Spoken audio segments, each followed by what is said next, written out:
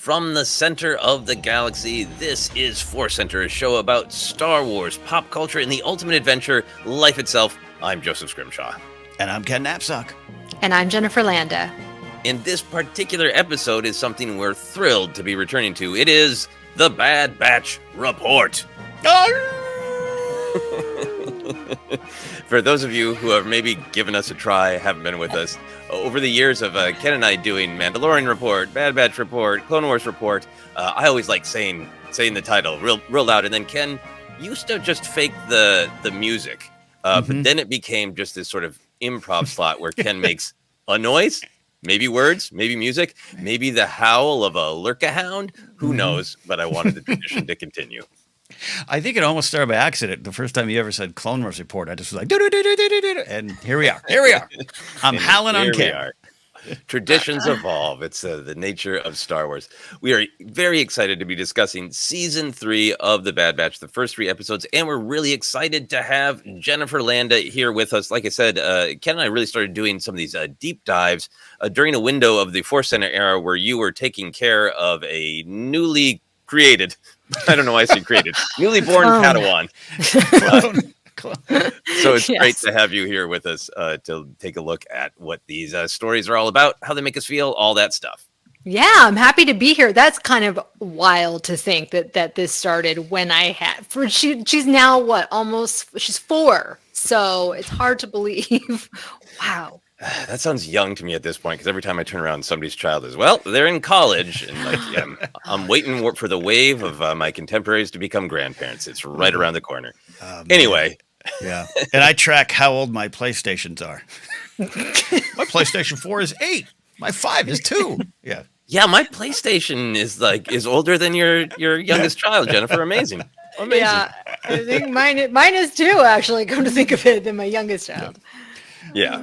Well, I think these are episodes at least partially about generational change. How's that for a segue? So we'll get into the first 3 episodes of Season 3 of The Bad Batch. The first episode, we always like to share the names of the directors and the writers to make sure that we are giving credit where credit is due. First episode is titled Confined, directed by Saul Ruiz, written by Jennifer Corbett, story editor across the board, Matt Michenovitz. Episode 2 is called Paths Unknown, directed by Nate Villanueva, written by Matt Michenovitz. Season 3, Episode 3, Shadows of Tantus, which you must say slowly and carefully so you don't accidentally say anything else you shouldn't.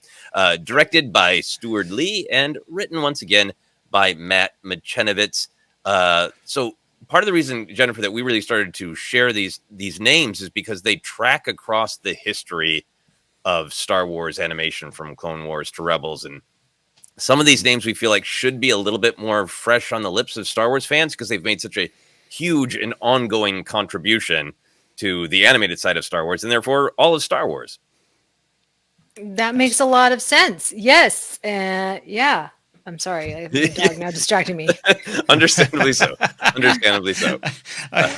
Sometimes I have my note screen up so I don't see the camera. Now I come back to it and find a lurka hound. The lurka hound is Mala. Looking outside at the bright sunshine, much like Omega in the episodes. I wouldn't want it any other way, Jen. The other credit thing that I wanted to acknowledge is maybe this has happened on other things. Maybe it was there on Ahsoka. I don't know. But score has often just been by Kevin Kiner. This time the score is Kevin Kiner, Sean Kiner, Deanna Kiner, and I think that's something where fans who were paying attention knew that the whole Kiner family was contributing, but I thought it was great to see on screen. Ken, did you have any reaction to that? I was glad to see it. It shows a growth in the traveling Kiner family circus, I guess. That's now putting all these together. I love this. I imagine them on a bus and they just roll up to a big studio and start conducting music there. It's fun. It's a family affair. It's truly a Star Wars thing. Right. Where's the Star Wars Partridge Family show about the Kiner family? I think I love you.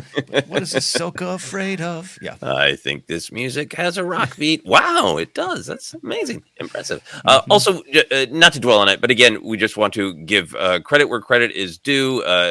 Head writer, head creator Jennifer Corbett in particular. Obviously, Filoni has much power in Star Wars and has helped shape Bad Batch, I'm sure, in terms of the big picture and connections to other things, but really want to celebrate that this team is really making Bad Batch in all of the details. And to me, that's really important because I think the flavor of Bad Batch is very similar to lots of things in Star Wars, but is kind of its own beast. And I think it's these creatives who are taking a big swing and making something that connects to everything, feels like Star Wars, but is just a little bit different that makes it really powerful. Ken, any thoughts on that? A big agree on that. This is an all-star team of names you're talking about. Matt Michinovet's going back to the Clone Wars days. I think his story editing alone should be in the Star Wars Creative Hall of Fame. And Jennifer Corbett, I didn't get a chance to complete my Bad Batch Season 2 rewatch, so I skipped ahead to The Outpost, perhaps one of my favorite Star Wars pieces of art. And that's a Jennifer Corbett episode. And that paired with this first episode here, the style in which she paints should be studied and applauded in Star Wars. So all great episodes here, but that one in particular, I loved. Yeah, very much agreed. And yeah, the first episode I thought was phenomenal. So let's get into that. Let's talk about our overall reactions. Then we'll dive a little bit deeper into sort of the big ideas of the individual episodes and the big ideas that translate across those 3 episodes. But Ken, just to start out, what was your overall reaction? Did you love these episodes, like them, struggle with them? Where'd you go? I really loved them. Not a surprise just because I'm generally positive on Star Wars, but Bad Batch has become what I keep saying is my favorite Star Wars show, which is never to be used against any other shows and never in a ranking slot. It's just the one that continues to reward me in a way that I think I wasn't expecting when it first launched. And I know I wasn't expecting when it first launched.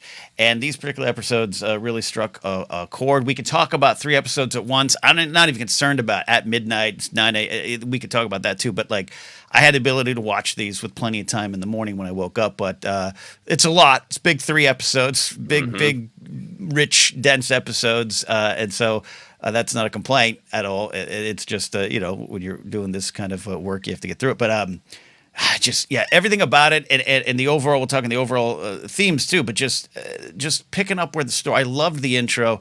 That does the recap. And I always like paying attention to that because it sets tone. It's not just a reminder, it sets tone. And I wrote down following orders to running away to a false sense of freedom, to connecting with those around you, to discovering your new self and connecting to the bigger picture. And that's where we are with these characters. And I think it really, really took the first 2 seasons and sets the table going forward. Yeah, that recap was great. Like you said, just even for mood setting, even if you're all caught up, but also just the choices from the creators of what do we want you to most focus on. It felt less like, plot specific to emotional canon. Here's what we want you to focus on. Yeah. Jennifer, you just power binged Bad Batch. What was your overall reaction to these episodes on just like an emotional level? You enjoy them? Did you struggle with them? Where'd you go? I loved it. I woke up at 6:30 this morning and I was literally one eye open. And I'm like drinking my coffee, the first episode. And immediately I started waking up. I got pulled in. By the end of the 3rd episode, I was like, it's so interesting, Jennifer Corbett and this team. I was like, can they please do something in live action? Because what they are doing in this show is so incredible. It's powerful storytelling. It is cinematic. They are not afraid to take the time that they need, the moments of silence, as I've talked about before, taking those longer beats because the characters are filling it in. These are animated characters, right? But they're giving incredible performances. The voice actors are giving incredible performances. The lighting, the shots, all of it working together, the music. It is some of the best Star Wars. And it's just, I'm laughing at myself because, I was like, Bad Batch homework. No, it's great storytelling. Go ahead. Quickly, too, Jen, we described we got in this thing during the we didn't have a chance to review Ahsoka week to week, but an issue of pacing came up, and this I hate getting into these silly debates of what cameo is, what filler is, what pacing is, but this is a great example of pacing has nothing to do with the speed. It's not like we want breakneck episodes. Pacing's about the movement of the story forward, and you can take as much time as you want to do that. I always give the example of give me King Robert Baratheon having a glass of wine with Cersei for an hour, and we're gonna have a great tense episode. And this was these episodes, especially the first one, great example of pacing. Yeah, for me, maybe the better word to use than pacing is tension. And I love 90% of Ahsoka, and I know there are people out there it's their favorite thing, so I don't want to dwell on it. But there were parts of Ahsoka where I felt like The actual tempo was slower and there wasn't tension. I've kind of felt like I'm pretty sure I know what the person is going to say or do next, and it is taking an incredibly long time to happen. Whereas in some episodes of Bad Batch, it is all about tension. That shot can go as long as possible because I'm on the edge of my seat emotionally. Is the way I feel. We just had an explosion of tension. Oh my God. That's exactly the way Bad Batch makes me feel. A wonderful example. I'm going to put her outside. I'll be right back. Okay. Mala has struck. And for those listening to the podcast, go to about the 11.5-minute mark in the video to see a dog strike. Yeah, it's so funny that there's so much window business and longing for the outdoors. In the Bad Batch episodes, it's really funny that Mala's like, I too am confined. I spent my life on Camino, and now I want to be in the front yard chasing squirrels. Yeah, confined, the Mala story. I love that. Mala the dog is on thematic point with, I think, what's going on in these episodes, Jennifer. Mm-hmm. Yeah, I think for myself, for overall reaction to these first 3 episodes, I had a smile on my face and a slight tear in my eye for almost all 3 episodes. They have so built up for me a love of these characters and the horror of the time they're living in. And these particular episodes had such a great constant images of dread and darkness and the subliminal coming out to grab you, contrasted with just these kind of brief moments of light and hope and life, that it left me just very emotional of pulling for these characters. I think Jennifer, you use the term cinematic, which is something that Ken and I have definitely discussed.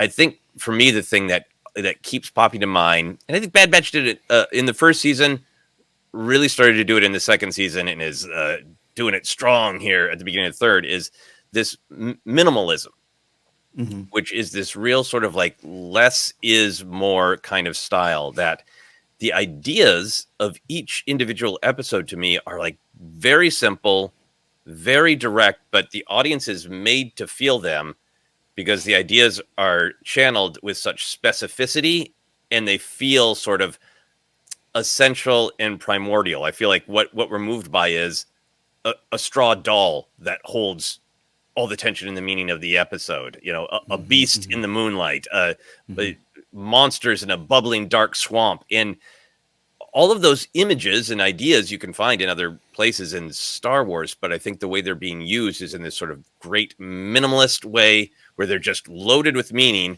and we're going to break it down, but you don't really have to break it down. You just feel it on this sort of deep, subliminal, primal level. And I think that's the absolute power of Bad Batch and how they're kind of doing something a little different in their storytelling. You know, just taking the plot mechanic of eventually Omega's blood is maybe going to be discovered, or maybe the machine is going to be stopped, and just getting all that power out of just a device turning, and cutting back and forth to it. That sort of minimalist, cinematic, slow burn storytelling is just what's so powerful about the way Bad Batch tells a story. I think all kind of boiling down to that ticking clock of the blood. I think that was, you're right to point that out. That was one of the best devices in these 3 episodes. Just that ka-gung, ka-gung. You felt it. You really felt what you're talking about. So therefore, you're staring at a straw doll, but that blood's turning in your mind all through it. Yeah, and I think for me, like an example of great tension, because we don't know what we want. Do we want the machine to be stopped so Omega isn't discovered? Or do we want the blood to be found so Omega is spared? And it creates this great tension of push-pull of what do you want in the episode. And the third option for me was, could the blood hit so I could find out what's going on? Our theories coming true. Like that's and it hits and a Palpatine just grows like a horrible, corrupted little flower. Wouldn't that be awful? Another thing that we talked about a lot when we're talking about Bad Batch, Jennifer, is just how beautiful the animation is. And at one point we had a conversation, I can't even remember, I think it was the first season, not even the second season, where Ken was like, we shouldn't say that the animation is beautiful every episode. And I was just like, you know what? I tell my wife that I love her every day. We can say the animation is beautiful every episode because it is. How much are you affected by just like the actual quality of the animation, the aesthetic beauty of literally what's on screen? That's why I said, can these people jump to live action? Because I mean, there are times where I'm like, this is not far off from what they do with, the visual effects with those creatures, those terrifying, the little ones. I'm sure that there's a name that I don't remember. The lurker hounds? Yeah. No, not the little slithervine babies when they become legs and teeth. Yeah. Those. Yeah, that was a were note reminiscent of Stranger Things, right? They were reminiscent of Stranger Things. They were terrifying. And I'm looking at them going, they could put that in live action very easily. Quite frankly, just do a little bit more with the shots. Like, it's already there. And so I thought that was fascinating, that they were creating these horrifying things in this animated show that I was actually really terrified by. Yeah, no, absolutely. I'm sure we'll get into more of this with theme, but just a couple other overall thoughts that I wanted to get your thoughts on. I thought that there was this kind of a great change from previous seasons of, obviously season 2 ends with a big shattering. This is the Bad Batch, and only up to 2 batchers together at a time. And I thought that sadness was played and made it feel different than Bad Batch of previous seasons. And I was particularly affected in the second episode to see, of all people, Wrecker be scared. Like, throughout all of Bad Batch, a lot of times, even when it was a darker episode, we'd get some comedy, particularly from Wrecker and Tech playing off of one another. There's not as much comedy in these 3 episodes. But that second episode where Hunter feels like, I'm going to do anything no matter how dangerous. And Wrecker, of all people, is the one who's like, yeah, but this is scary and we might lose one another. Were you guys affected by it feeling different to other seasons of Bad Batch? Ken? Yeah, there's an absence of light in these episodes in a lot of different ways, both actually on screen, in the hearts and souls of these characters, and those moments you talked about earlier of staring off to where Omega once, rested her head or just sat there studying, or the shots of Omega looking out, and even just on the sunny day on Mount Tannis, there's a dangerous jungle, but just even those flashes of light. I put down in my notes, the coldness of the Empire is on full display. It's drab and sterile. Obviously, that's the Empire. We've kind of known that aesthetic, but how they're attachments to bigger themes. But I felt, especially even Wrecker. Wrecker's my guy, right? You got Tech, I got Wrecker. That's how we divided up the action figures around these parts. It's like all characters, but that didn't work out for me. Even when he puts Gonki on his back, there's like a moment of like yes, because you want them to get back to that, and so I really felt that it was driven home in these three episodes. Yes, and I will correct myself. We saw 3 members of the squad together with Hunter, Wrecker, and Gonki, because Gonki should be a full member. Jennifer, you just watched season 2. Did the vibe feel different in these episodes? Did it feel darker, more frightening? It did. I really actually liked it. I liked them being separated. I thought that they each kind of got their own little vignette. And what I loved about the first episode with Omega was she felt like a plant growing in concrete. I was so like, it's a terrifying place where she is, and yet she still is trying to make things better. She still is trying to show kindness to those around her, whether it's the Lorca Hound or, Emery. And that I just saw, she gave me so much hope. And I was like, what a wonderful example, not just for kids, but for adults, as a reminder. Like, she's in a bad situation, but as we see, it is her kindness and her, empathy, and also like her hopefulness that leads to her escape.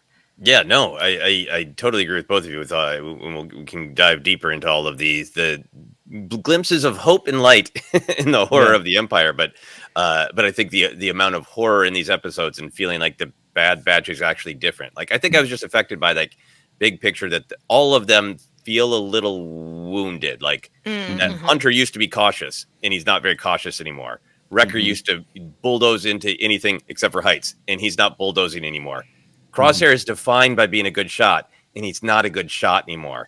And Tech, who provided a lot of the humor of the show, in humor coming from an absolute place of kindness and empathy. You can watch my video about that. I'm not dismissing Tech for being comedy, but he did provide a lot of heartfelt comedy. He's gone entirely, except for that great exchange of dialogue about how he made Omega memorize all the plans. So all of them feel slightly diminished, and it adds to this sense of we're really looking to Omega for the next step out of the darkness. You're both making wonderful points, Jen. The flower grown in concrete is a great way to describe what's going on with Omega in these episodes. And Joseph, you're so right. I put down that note of just Crosshair's identity is slipping away, or at least what he thinks it might be, and this might be about change or what happens when that stuff. But to tie that into Hunter and Wrecker like you've done is, I think, an excellent point of what's at stake here. Yeah, well, awesome. Last thing for the big picture, and then we'll dive into the flower and the concrete. I do want to talk about the delivery of the episodes, the big three, all at once. For me, I was so torn because vibe-wise, just like vibe, I would have rather seen them one at a time because that first episode was so incredibly powerful to me.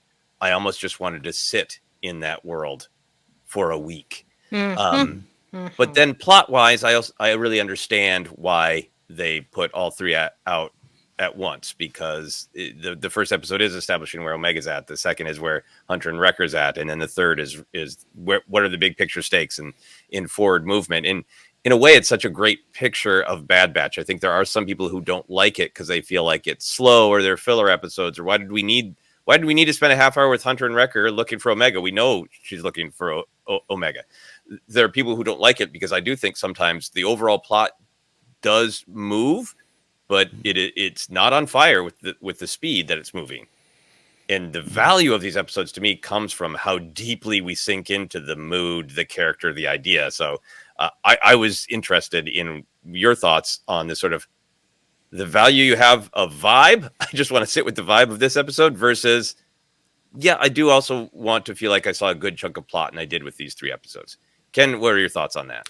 Yeah, it's a conversation I'd love to have, but I'm afraid to have it on air and try to stumble. I don't want to suddenly be the old man screaming, "Why are TikTokers at the People's Choice Award?" And I agree with Billie Eilish. I don't know why they're there. And there's something to be said about.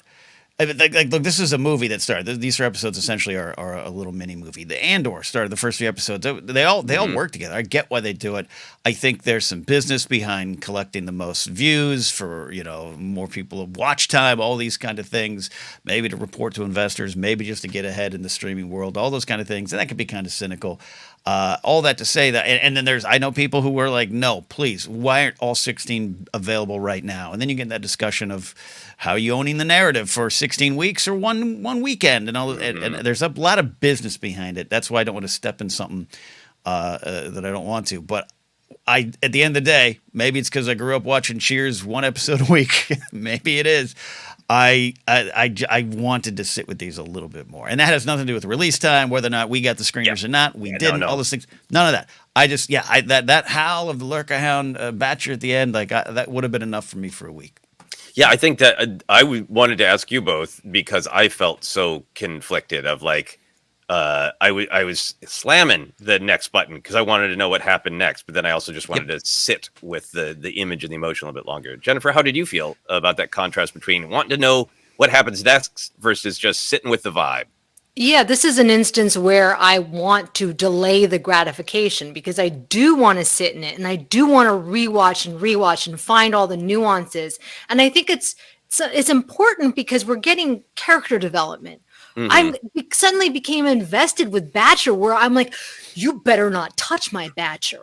You better not. I was freaking out with Batcher, right? That Batcher was going to get killed.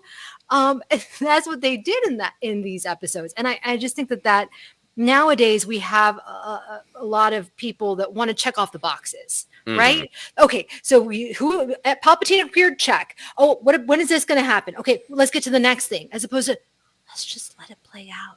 It's okay that we don't know. It's okay that this is being revealed. We're not going to be scrolling on TikTok to the next video if we get bored. So I know that they have to appease all fans, right? But personally, I'm good with just 1 a week. I would have been just fine with that. Yeah. So yeah, it is what it is. Were all released at once, and I partially really enjoyed it because it gave us a good sense of where things are going. They connect well together, but also I love the vibes. Also, I'll very quickly say, Ken, I saw that Billie Eilish thing, and it's really funny to me that to me Billie Eilish is still like, didn't she hop on the scene seconds ago? Isn't she? The youngest of the young, like, no, now she is also like, it's not even 30 yet, right? She's like, the kids with their TikTok, and she's not even 30. I don't think. I don't know. Anyway, this is not a Billie Eilish podcast, so we will move on to the big themes, the big ideas. I felt like each episode did have its own sort of a specificity up to a point, but more than that, I felt kind of larger, big picture themes and ideas. Are you both kind of okay discussing all three episodes kind of as one beast? I absolutely agree with that. There, these were so thematically rich that we'd be here for hours. Yes, yeah. Okay, so let's dive in. I want to start with what Jennifer said is the flower growing out of the concrete, because I really thought that was not only the big idea of Confined of the first episode, but that it popped up in other different ways in the following two episodes, particularly, Shadows of Tantus, since we're back at the same place. So, Jennifer, talk a little bit more for you about what the flower in the concrete means, or why you think you felt that, what in the episode sort of drew you to that emotion. That she didn't give up. I mean, she could have just sat there in her little cell and just kind of accepted her fate, or been angry about it, or been sad about it, right? There's so many, she could have just not wanted to do anything, which would be a very normal response. However, she was still trying, not necessarily to escape, but just make things better for herself. I loved that she was gathering the hay or straw, whatever that was, to make her own Tuca doll. I thought it was a great thing for me. It's like, oh, she's still meeting her needs. She's doing her self-care routines that she needs, because that's important for her, right? That's like, that's a thing, a source of comfort. And I thought that was such a beautiful moment. And then also that she's still trying to get to Emery. Like, come on. We're sisters. And then she calls the Batchers her brothers. Like, it just really, she's just such a fascinating character, and is so much like a real child. It's at times painful for me. Yeah, and in a real child who is experiencing really horrible things, and one could see how a different child would have not been crushed, but turned into a quote unquote realist. Like what she goes through on Coruscant, where she really thinks, sees up close how government doesn't work. But then is inspired by all of her time with her brothers, where she sees them and other people in the galaxy help each other and believe that that's a possibility, and holds on to that hope. And this episode is so great for what you're talking about. I love the flower in the concrete, because I wrote it down just as sort of humanity versus rigidity, which the evil is rigidity and control, and uniformity is such a powerful and consistent image in Star Wars that I was really fascinated to see it be so present in this episode. I think it is hope, and it's easy to describe it as hope. She is staying hopeful, but hope can be kind of like this nebulous idea, and I think some Star Wars stories do a good job of giving specificity to it, and others maybe people just said hope too much without showing us what that means. And to me, this is hope in Omega is humanity, of connection to other people, of creativity, of warmth, of everything that makes us feel alive and specific and unique, but also connected. Just the images in this that she is staring. We get that really dark intro of the crash on the dark planet and the death, and no one cares. And that's the world she lives in. And she's still looking outside. It's just like a literalization of, I am choosing to look outside. I'm choosing to still be hopeful and human, rather than just another character. If it was a different story, they would literally be like on the bunk looking down at the darkness and looking down at the metal floor, right? So just like that initial image is great. The fact that it is, if this was an episode where she was just not giving up on Crosshair, that would be great. If she was hoping for the best from her sister Emery, that would be great. But that she's domesticating Batcher and insisting on humanity and individuality and care, that she is holding on to her own childhood and insisting on making Lula the Tuca doll. That was such a great twist, because I expected her to be like, is she making a rope Yeah. to Yeah, escape like right. it's hotel towels? What is she up to? Like, no. Yeah. Instead of escape, I'm making humanity. And I think that's contrasted really well by all of the images of repetition in the episode. We have the centrifuge continuing to spin. We have the hash marks on the wall. The water drips. The whole thing is structured as a repetition of days. So we get that sort of feeling of repetition drilled into us, and then get to see her fight back against it. And I think the whole episode raises a question of, is Omega foolish to believe this? And the adults have great quotes of Crosshair tells her, you trust too easily. Hemlock says, flawed logic of idealistic child. He also says, emotion and sentiment have no place within these walls. And I feel like what's my favorite thing about the episode is that it raises this question of, is Omega foolish to feel this way? And by the end, when she gets the doll back and we see Batcher happy and free howling at the moon, it feels like the authorial voice of the show is saying, our perspective is she is not wrong. Those guardrails of Star Wars that we talk about is, it's not wrong to have hope, to have humanity. George Lucas telling Dave, don't ever, give a story to these children that does not contain hope, right? And this is Jennifer Corbett, Brad Rao, and their team taking that and running with it. The responses to those things you brought up, Joseph, right, from Omega, are so important. Maybe you don't trust enough. Stop wasting time on lost causes. And she has this response later on: none of us belong in here. Like, I loved everything about that and her clinging to this hope and humanity. Yeah, yeah.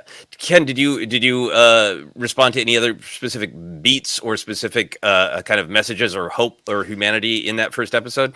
Yeah, look, I love this. Flowers in the Dirt is a great Paul McCartney album that's overlooked from a rather bland period in his career. I get it, but Flowers in the Concrete is a great way to describe this 3-track album we've got right here, Jen.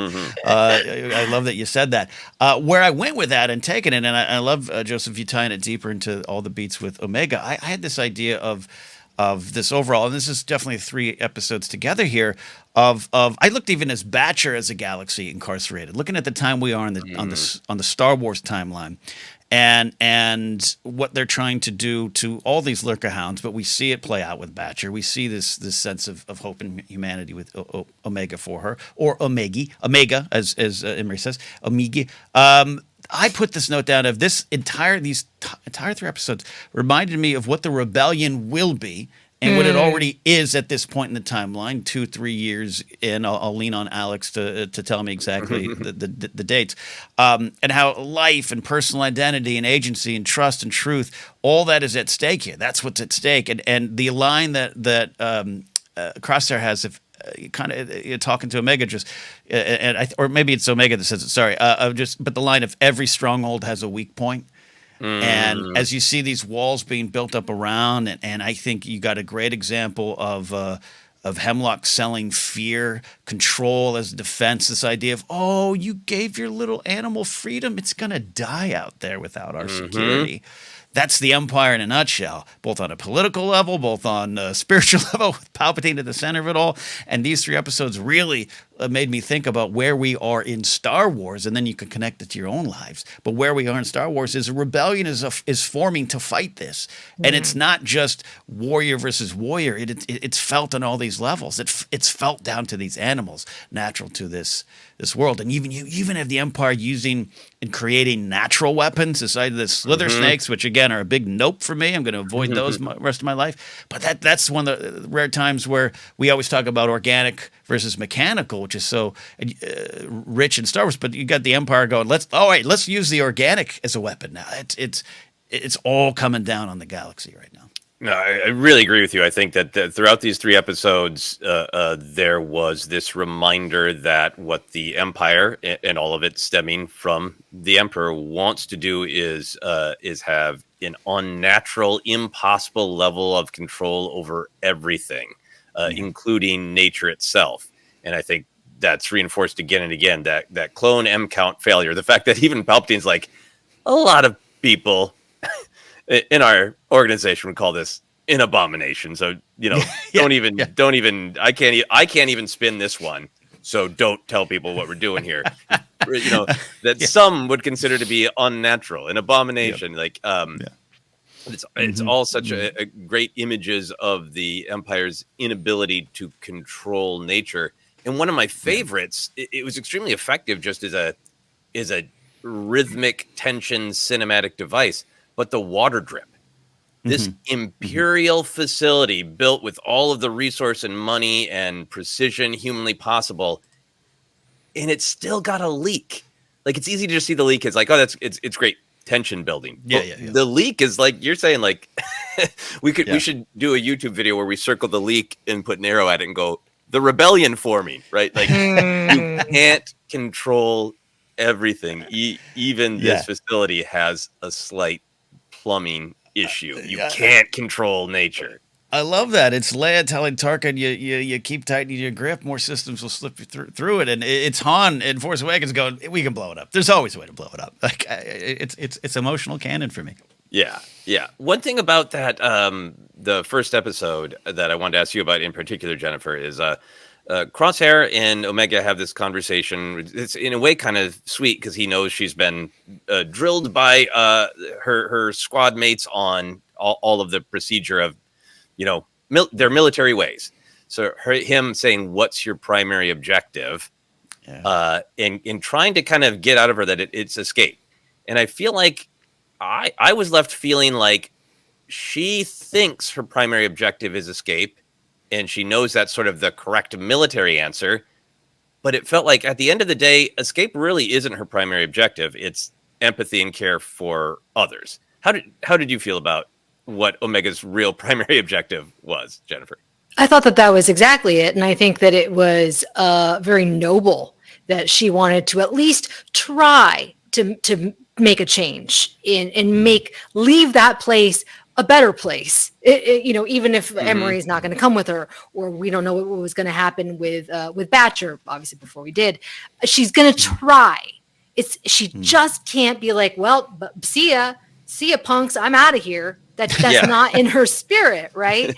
Until it is. And then talk about tension. It's like, then it becomes dire. Then it becomes, oh, now Omega is willing to just, this is very serious. So I thought that was great that they planted the seeds in the first episode of why she wanted to stay, really. Yeah, until the time was right and she could get everybody out. And exactly. I like that she doesn't see an opportunity. It's someone she trusts who she knows loves her is saying, now is the time. So again, it doesn't feel like escape. Obviously, she does want to escape. She says, I don't want to be confined, and she's not going to be there forever. But it is not the first thing on her mind. It feels like, how is everybody else doing, and how many people can I bring with me is the most important thing to her. Ken, how do you feel about that take on Omega? I love it, and Jen, what you're saying too of it, hey, maybe that's on paper. Let's get out of here. But there's that exchange, that moment where Crosshair says, "Stop wasting time on lost causes." And I think maybe even if in that moment Omega's thinking escape with everybody, it might remind her of no, I don't believe in lost causes. Star Wars is so big on redemption, and often we focus on the end of that journey. But along the way, there's a lot of people who might view you as not a lost cause, and I think that speaks to Omega, and this is just her nature. It is who she is. That animal is hurt, she's going to heal it. That animal is not eating, she's going to find a way to feed it. Crosshair has lost hope, she's going to find a way to not leave him behind and give him that light. And so it might all boil down to a nice, as Partagaz would say, thesis, please, escape. And by the way, Partagaz would also be like, abomination, this work that's going on behind our doors here. But I really love that. That exchange highlighted it for me, that there is no lost causes to Omega right here. Yeah, and I think this was one of those moments where in that first episode, the idea of Omega is going to escape eventually, and she does want to escape, but what she cares about more, her more primary objective is empathy. There's a part of me that I just wanted to sit with that, and I was happy to see the third episode, but the third episode really does just kind of pay that off. I think right away of her empathy literally paying off. Of she gets the help from Nala Se, Batcher shows up to save her, and that classic sort of Leia in the Ewoks, Padme in the Gungans that kindness being reciprocated. You know, it really does feel like her empathy is winning. That moment from Crosshair that you're referencing, Ken, is really powerful when he's being, a funny grump throughout the Shadows of Tantus episode about how bad this idea is, because it's not even an idea. That moment where he kind of reawakens and says, "You got us this far, and we're not done yet." Yeah, that was like the flower in Crosshair's soul. We haven't seen him that like hopeful and animated, no pun intended, for a long time. So I thought that was really, really powerful. Yeah, and it's also a play, the second episode here, of some of the great lines of, we have to find her. She's part of our squad, and you got these younger clones. Even the clone troopers left us to die. They said they were following orders, a big refrain in the series. But I think these two episodes, the first two episodes, really work together, right? You got the dark and sterile, confined. You got a little bit of light showing up here, and they combine for all the stuff you're talking about here. It's more than just escape.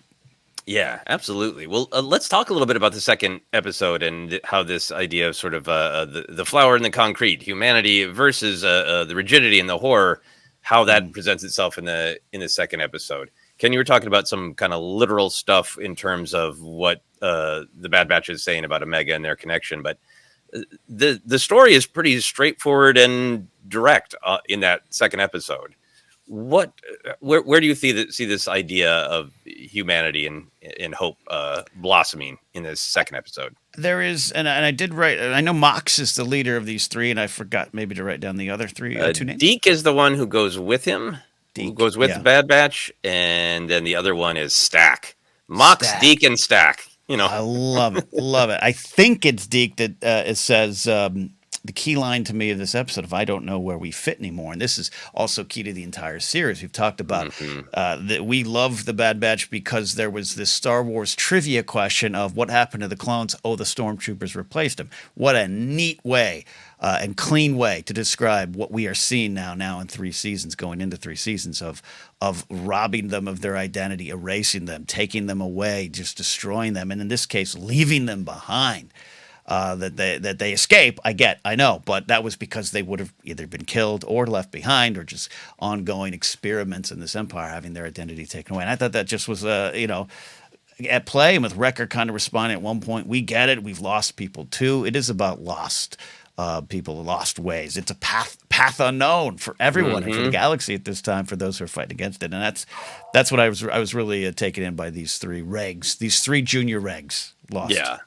Jennifer, how did you feel like that idea that you said so well about the flower and the concrete? Did you feel that in the second episode as well? I felt really sad for these young clones, and they just seemed so lost, and they really had been discarded, right? They had no purpose, and they were seeing the Bad Batchers, and they're like, well, at least, you're loyal. You guys are, these are the people that maybe can help us. And I thought that was such a, again, hope, because without the Bad Batchers, these poor young clones, they have no hope. They have no future. What are they supposed to do? Everything is so bleak for them. And it was really having it from a younger perspective, I think makes it more powerful, in my opinion, right? Because you see young people who are struggling to figure out who they are. They need some sort of guidance, or being told that, you got to figure it out now. So yeah, I thought that was really, really beautiful, and great performance by the voice actor. I kept trying to get the credits. I couldn't find it on IMDb. But whoever it was, great performance. So one of my great frustrations of watching Bad Batch on the computer, that it goes to the little sub picture exactly as you would pause for the credits. Yes. The sheer volume of swearing that has happened in my home, trying to simply write down the names of the bleeping actors. Yeah. So like 10 times. That was me this morning going, that was Angelica Houston, right? That was Angelica. God. Yes, it was. Yes. Yeah. Can Joseph here, kicking it to you on this one here, but Jen, you brought up the word loyalty, and I love that loyalty is such a weighted word, and perhaps even a debated word in these big moral sagas that we watch, these big myths. I'll even bring it in on some of the early Game of Thrones stuff. The word loyalty comes up a lot on who are you loyal to, what are you loyal to, and I think this episode speaks a lot about that. Takes that word, which can be very rigid, which can be very follow your orders, be loyal. And what are you loyal to? Are you loyal to a system? Or are you loyal to the living? Are you loyal to the ideas of empathy and compassion? And Omega representing a certain kind of loyalty that I think I'd much rather have the younger generation follow than some sort of loyalty to this oppressive system that's currently growing at a rapid rate. I thought that word was pretty strong for those clones to be like, well, at least you're loyal, and what that meant to them in that moment. Yeah, no, I think there's a lot to be talked about because I think that idea of loyalty that's so explicit in the second part is pretty powerful in throughout the 3 episodes with all of the questions of identity and all that. But I want to go back to the child point for just a moment. I think what was really powerful to me about this idea of kind of hope in a dark time in the second episode is our heroes of Hunter and Wrecker, who have been the adults in the room, have started out as like super soldiers who can do anything and then become more wounded as they go along. They felt so deeply wounded while also still managing to go forward. The tension of that episode for me was it felt like here's a picture of the Empire has created a world where to care for anyone is to risk death. The way that Hunter sort of really explicitly was like, well, we got to go in there no matter what. And Hunter being sort of off his game in a way, not prepared. Like we can't even wait 2 days for backup. We have to go in fast because I have to get Omega now. And Wrecker being, afraid. And then all of the imagery being lurking darkness, bubbling tentacles, just like everywhere is the threat of death made even more strong by the fact, of course, that they lost Tech. So you have all this darkness and frankly, the heroes, the adults, starting to really feel like they're creaking and almost getting to the metaphorical age where, the adult needs the child to start to become the adult because the adult needs the child now. And that we've crossed over from the adult doing a coming of age story, getting Omega to adulthood, to now the adults beginning to twilight and needing the children. And that happens with Omega and Crosshair. But that was so much to me what this episode was about, of painful to watch Hunter and Wrecker so desperate that they're just diving into the gaping maw of death with no plan to get out. And then because these children learn from them, learn about loyalty and hope in a very short time frame from these adults, then the children have already been generationally taught what they need to know to be there for the aging, endangered adults, literally being this beacon of light above them that pulls them out of the mouth of literal death. It's so powerful and so beautiful and so generational, to your point, Jennifer. Yeah, I think that also is interesting because when they lost Tech, I feel like obviously something shifted. And perhaps like in real life, when a loved one dies, it reminds us of our mortality, that maybe we should be more cautious, or I don't know. It just feels like that's where some of this fear could possibly be coming from. We can't lose another. We cannot emotionally handle losing another. And I thought that was really a real world thing that they introduced. Yeah, that is really, really, powerful to be like, they're changed. They are different. They are not just weird soldiers. And also, to have a lot of clarity from Hunter of like, our mission is to get our family. That's where we're headed. So we talked a little bit about Shadows of Tantus. Ken, how did you feel like some of the ideas about hope and humanity in dark times, how do you think they played out in Shadows of Tantus? Was it mainly, Omega and Crosshair being there for one another, or how else did you feel that? I think it was a coming together of all the ideas, even some of the stuff at play back in the first 2 episodes. I put down in terms of generational change too. It's like Crosshair, he's old wiring, right? Leave me, save yourself. Versus we see Mox realizes what Hunter and Wrecker are in this moment now, and yes, they have some earned fears, but going all out to not leave someone behind. And I think all these big ideas are at play. Hemlock again. I mentioned it. You mentioned it too, Joseph. But like totally this like. Look what you did to Batcher. You gave Batcher the gift of connection, and now it's weak.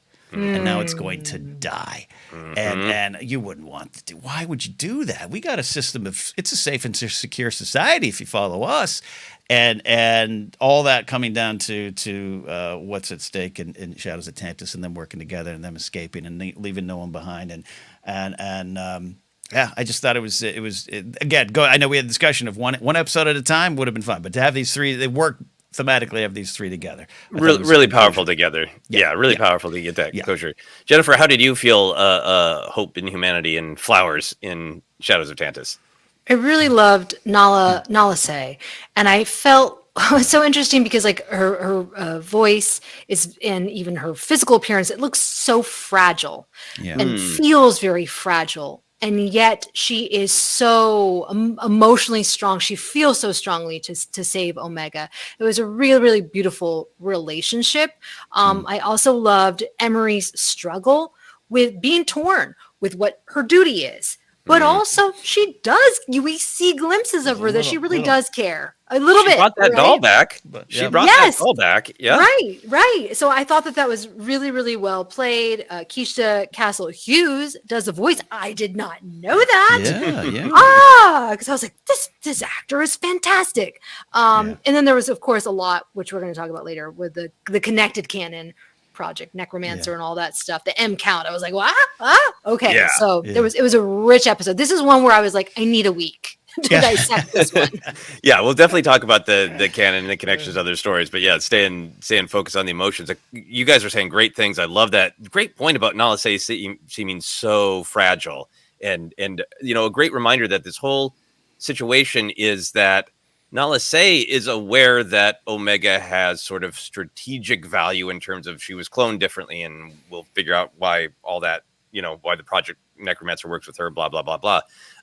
But that that Omega was ultimately sought after and brought back as an emotional leverage point on Nala Se. It is great to get that reminder that she was there because Nala Se loved her. She's not a project. She's not magic blood. She's like a daughter, a granddaughter to Nala Se. Yeah. Is extremely powerful. The other moments I liked in Shadow of Tantus that I wanted to point out is it was great comedy and a bunch kind of needed burst of almost like Han Solo. I don't know. I'll just figure it out. Attitude from Omega when she sheepishly admits to Crosshair, kind of improvising. That is not a plan. All great comedy.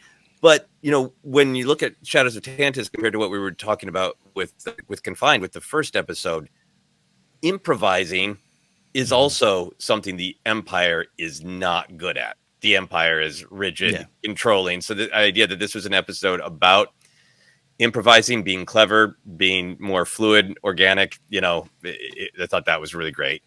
Other thing for me, which I think it's, a big picture thing of the show and of Star Wars, but I like that it was contained in one episode. It's the contrast between the Emperor and Omega herself in this one episode was, we'll talk again about all of the canon stuff of it, but if indeed that Palpatine's coming here to check in on clones of myself, so if everybody else burns, I'm alive. That's the most important thing. So this is one episode where Omega's whole thing is, I care about as many people as possible. I need to get as many people as possible out alive and safe. In contrast with Palpatine saying, his quote is, "There's nothing of greater importance to secure the future of the Empire." When he's looking at, in theory, a clone of himself, is such a great contrast between the we and the I of Star Wars. From Omega cares about everyone to Palpatine, all of this is about me. Everything is about me. I thought it was really powerful. Absolutely. Unlimited power. Unlimited me.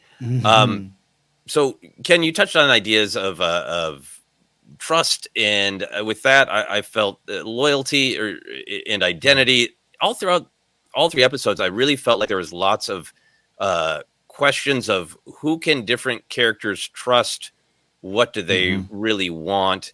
Jennifer, did you feel a lot of that sense of trust and loyalty, and who can people really trust in these three episodes? Yeah, and I was worried for my little Omega. I'm like, she is too trusting. is that Lorca Hound gonna, try and chomp on her? Like, I didn't know. But that's the risk that you sometimes take, right? In our lives is putting yourself out there, taking the risk, because it feels very comfortable to not try and talk to people or to reach people who are different, have different views than us, or different objectives than us. It's a very clear example here, but just in life, and she is always willing to take that risk. She's always willing to extend her hand and see what happens. And we see how it pays off tremendously by the end of the episodes. Oh, I think that's such a good point. I love that Star Wars can be extremely heightened and fantastic and still feel really relatable. And you're exactly right. Of Omega reaching out to put a weird medical swab on a Lorca Hound's arm does also feel like I should reach out to that friend I haven't talked to in 10 years. But they might bite me, Right. Yeah. I know you probably haven't sat and watched this with your oldest daughter yet, Jen, but you had made a great point in some of the pre-season 3 discussions we had about Bad Batch, about how when you sat down with your daughter, she was almost saying Omega's lines before Omega said them, and how the team here put together this wonderful character that does really represent a youthful look at the world. I'm so curious as to what she might do. She might be the one to be like, yeah, heal up that thing. Heal up that Lorca Hound. 100%. Crosshair ain't going. In fact, you made me think that I think there's hope for Emery to have a redemption story. Mm-hmm. Maybe I didn't even think that coming out of last season, but the connection's there. And this question of Emery might have to answer, who am I loyal to? What am I loyal to? You make me think about that. So I'm curious. You have to report back when you sit down and watch it with her. Yeah, I think it's so interesting because instinctively I can already see her. She loves animals, and so she would say something like, "Well, you've got to help the hound. Oh, you've got to save Emery. Oh, she can't leave Crosshair behind." These are things that kids just naturally feel and believe, and it's such a stark contrast to us as adults, where it's like, I don't know if I want to get bitten. I don't know. That person, they're working for the bad guys. I think I'm just going to leave them alone. I'm just going to escape. Right? Yeah. I think it's like as an adult, there's the fear because you've been burned before, so you know what it is to be burned, right? Yeah. Yes. Yeah. There's also that sort of fear of not learning your lesson, right? Of extending yourself again after you've already took the risk, you've been bitten, and you're never going to take the risk again. And I think the stuff with Crosshair in these 3 episodes, and seeing, us asking where is he really at? He was super loyal. He just wanted to be a soldier. And that was his identity, period. He didn't want to change. Loyal to the Empire until they made it absolutely impossible for him to be loyal. We saw his loyalty break, and he sent the message that Omega was in danger. So we know that he's sympathetic to Omega. But there's so much in here about who does he think he is now, sitting alone in that cell being tortured. He's telling all the, giving all the great, like, I've been burned, the galaxy's a rough place, advice to her of not every don't ever fall in love. Yeah, don't fall in love again. Don't fall in love. Let me tell you. Don't go to any sort of car salesman and get your oil changed without a car expert there to verify it. Like, it's good. It's not cynic stuff. A lot of it is realism stuff. Yeah. But then for himself, there's that great moment where he yells, "I'm not them," when she's trying to say, "You're my squad mate. You're just like Hunter, Wrecker, Tech, Echo. I'm not them."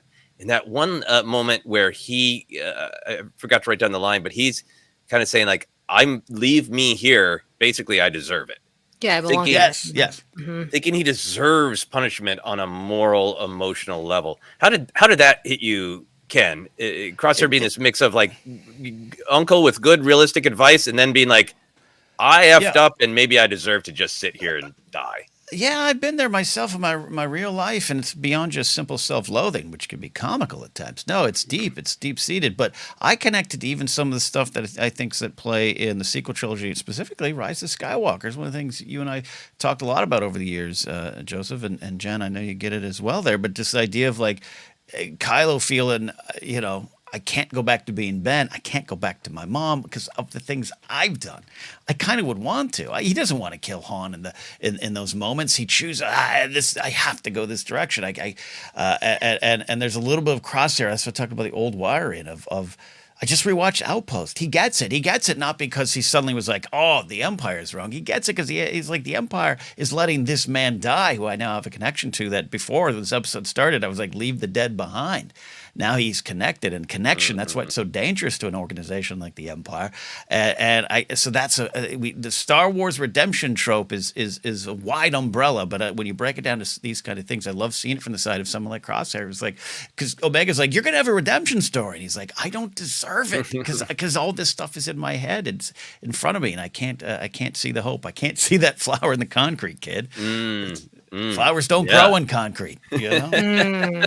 Very, very dramatic, 3-act play performed in New York, written by Arthur Miller version of it, where Crosshair's like, "Flowers don't grow in concrete, kid." Jennifer, how do you feel about Crosshair's journey? Where do you think he's at with his own perception of himself? I was like, I'll leave him. We'll leave him, kid. Let him serve his time. No. Yeah, and it was interesting because when he did join her, right, and they did go together, it was the first time where I was like, oh, I actually believe he's not going to hurt her or go against her, betray her, right? And I did see a changed person. And also I was like, well, he probably will be willing to sacrifice himself. So it's, it's all right. Omega can still survive with his help. Yeah. Yeah. I mean, I trust him. I'd trust him with Omega. I think he has her best interest in heart. It's just sometimes like, I've talked to people in life, like mentor figures who I know you have my best interest in heart, and you just don't want me to get hurt. But your advice is terrible because it's basically shut off all connections, do nothing, don't put a toe out of line because I'll cut it off. Like, thanks for the pep talk. What I thought was really interesting about Crosshair was the way he was so explicitly in that first episode, and then the third, connected with Batcher. I almost feel like Crosshair sees himself as just a violent beast of like, it's not good or bad. It's just what I am. I was made to be this way, and I'm nothing else. You put that medicine on me, I'll bite you. I think that's what he wants to believe about himself, that he's nothing more. Because for him, change is terrifying. Yeah. It's why he doesn't want to see the Empire for what it is. He's like, I don't want to change. I just want to be a soldier. I don't want to be a mercenary. I don't want to be a parent. I don't want to look for a new identity like you all are. I just want to be a soldier. And I think now he's just like, I'm just a wounded, violent animal who's been caught in the laws of the jungle have turned, and I'm the one in the trap, and that's what I am. And I think Omega pushing on him is like, there's a flower in your concrete, Crosshair. You're more than just a violent animal, just like Batcher is more than just a violent animal. And the fact that they both come around to enjoying life a little bit more in Omega's presence, and then coming alive and helping her because of her insistent that you're more than a violent animal is it's beautiful. We've written a great Elton John song of the flowers in the concrete grow where the sun don't shine. I love the simple lurk a hound in the moonlight. Let's just do this ForceCenter musical one day. It's I don't mean surface level as an insult to the story. It is what it's the text, right? Not the subtext of this is how Omega sees the world. Hurt Lurka Hound, hurt Crosshair. One and the same to her. Yep. One and the same. And she's gonna make you take that medicine. And maybe Emery. That's what she believes. Maybe Emery. Emery. I absolutely agree with that. And I love that we highlighted earlier, but the fact that in this particular episode, more than even Hunter and Wrecker, it's really highlighted that who Crosshair is, the greatest sharpshooter in the galaxy, is going. It's fading. And that's got to be hard to face, too. And I'm curious to see how that factors into his journey. For me, I think he's got that sort of like, I'm done. I'm wrapping up, and I'll do what I can. And but it reminded me too of another just, I think, amazing moment in the third episode that pays off a lot of what we've dealt with. Crosshair just brutally kills people a lot, and it's pointed at of like, I don't care. I'm a soldier. That's what I do.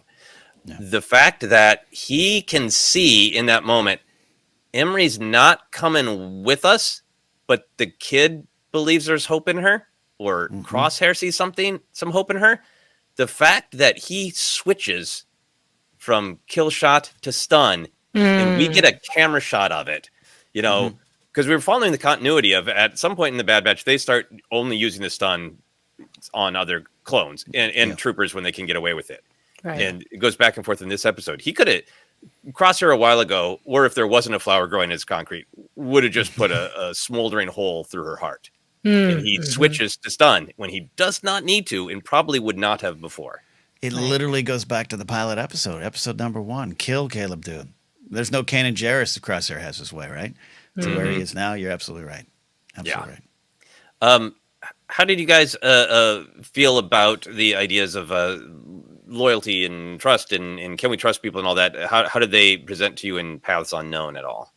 Ken, was that for you about the cadets being able to trust the clones? Yeah, it's a simple moment, and they're not wrong, right? And I love the record. Look like we're serving the Empire. Yeah, in a way, because you got the gear. I don't care if you painted orange on it. Like, I don't know.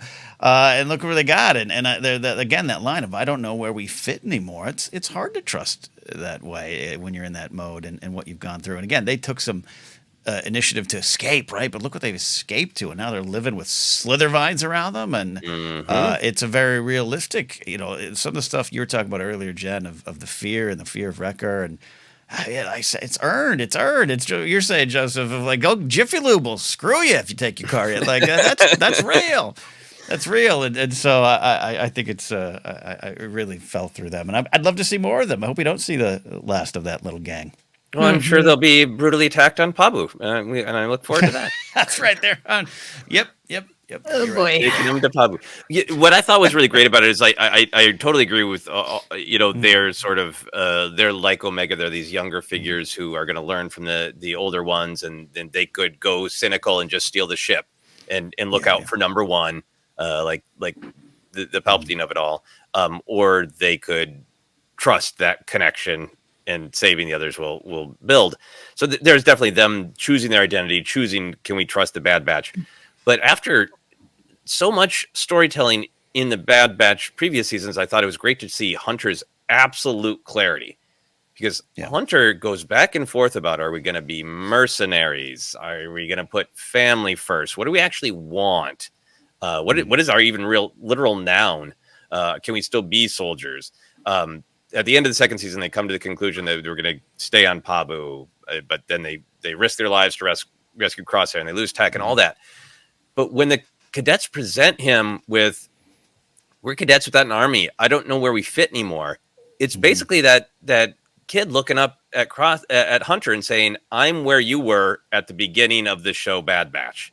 And instead of Hunter saying, yep, it's hard, he's so clear. He says, you have time to figure it out, make your own path, be something other than a soldier.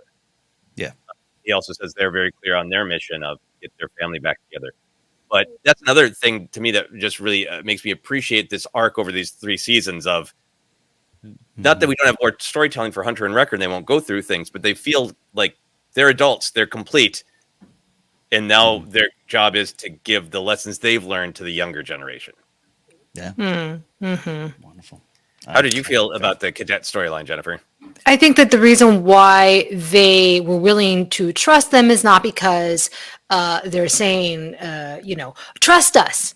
We have your best interests at hand, right? They're not going to tell. They're modeling the behavior. Hunter and Wrecker are modeling that behavior. They're talking about their objective and wanting to keep the family together. And these cadets are seeing that and seeing that behavior as opposed to being told this is what you do. They're seeing it, and it's the best way for kids to learn is by seeing the adults in their life modeling that behavior and following through on their actions. And that's ultimately what makes them trust them, not just them saying, hey, you can trust this kid, Hey, kids. Yeah, hey, kid.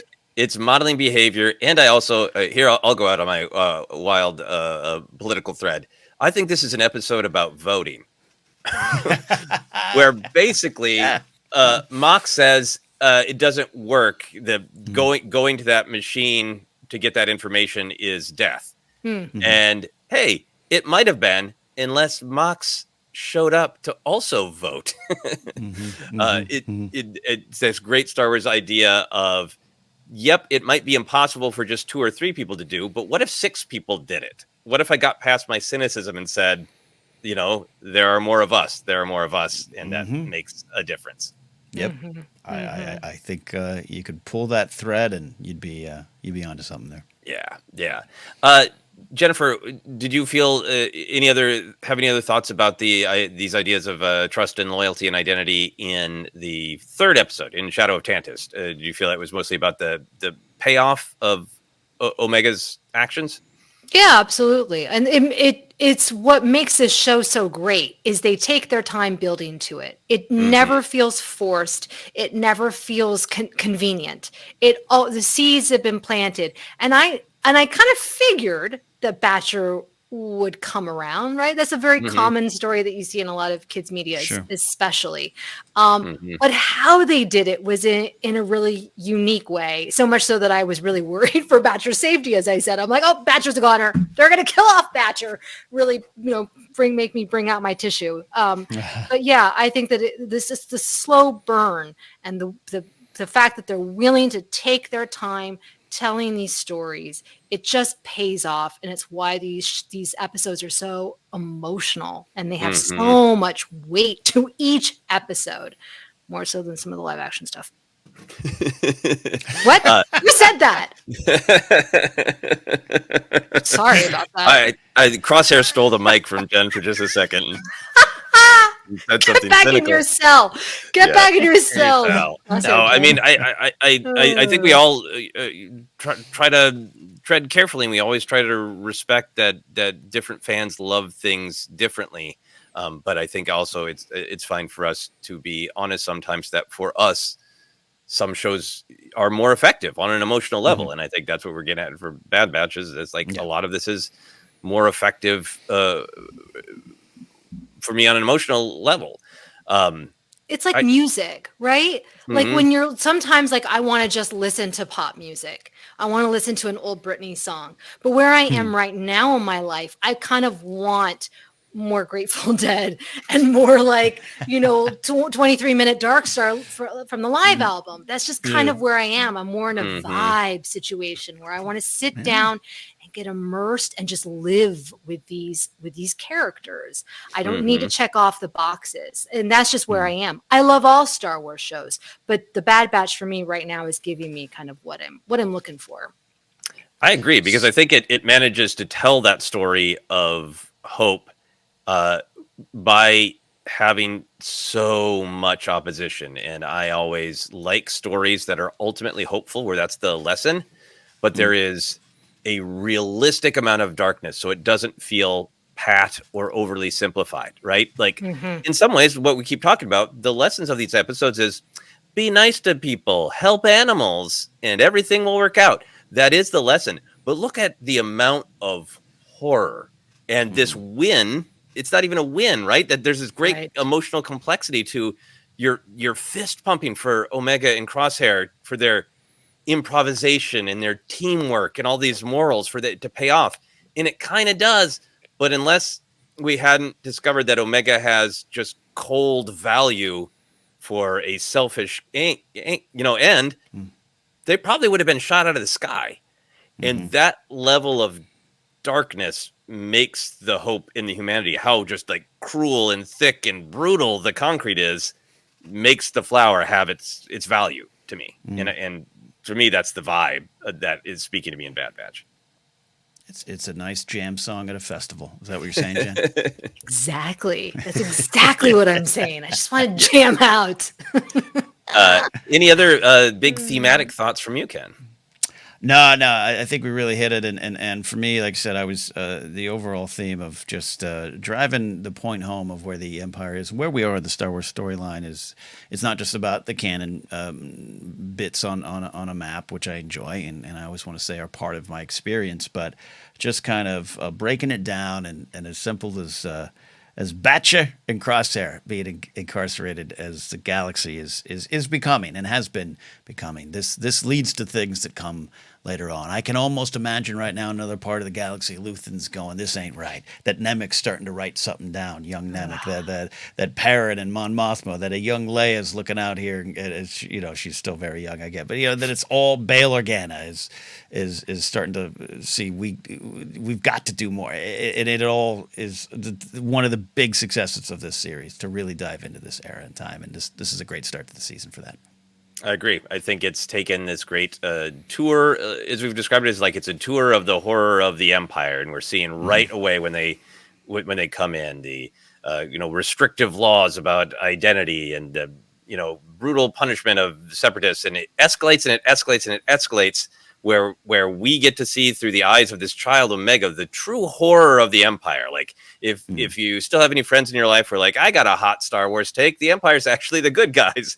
You can sit them down and watch Bad Batch.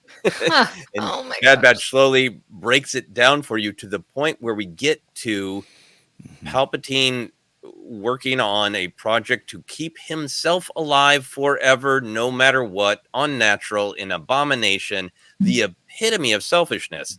And that's the heart of what the Empire is. And that's, to me, the why of all the fun canon stuff that we're going to talk about in a minute is that's the heart of what the Empire is. And that's what Leia needs to fight against. That's what the water needs to drip against, Yeah. Any other big thematic thoughts from you, Jennifer? No, except I want Andor season 2 now. Thanks to Ken bringing all those characters back. I'm like, oh yeah, except for R.I.P. Nemec. But yeah, his words live on.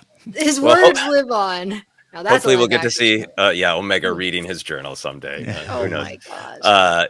We'll come back to, I think, Emery more and talk more about her in future episodes. That was the last thing I had on my list, is there's so many ideas of trust and identity, and Emery really feeling like she is up for grabs is I think a great place to leave these 3 episodes. We're going to take a quick break, and then we are going to be back to discuss some of those canon connections to other stories and what they mean and why we value them, and some fun moments of comedy and action, all that in just a moment. And we are back here to discuss Bad Batch Season 3, the first 3 episodes, and we're going to get into some of the canon connections. Now, we don't super scrub for like every tiny little background thing. Our friends Alex and Molly Damon do a fabulous job of that at Star Wars Explained, so we always suggest people check out their videos. But there's some not particularly subtle connections to big Star Wars storytelling. And I think the main thing we're going to talk about here is Project Necromancer. The business going on here on Mount Tantus is trying to mix a little bit of someone's blood with samples of blood from the clones to create a clone that has an M count that matches the little bit of blood drops being mixed. The Empire seeks the reproduction of a genetic M count, is what is literally said. There is clear here connections to other bits of storytelling in Star Wars.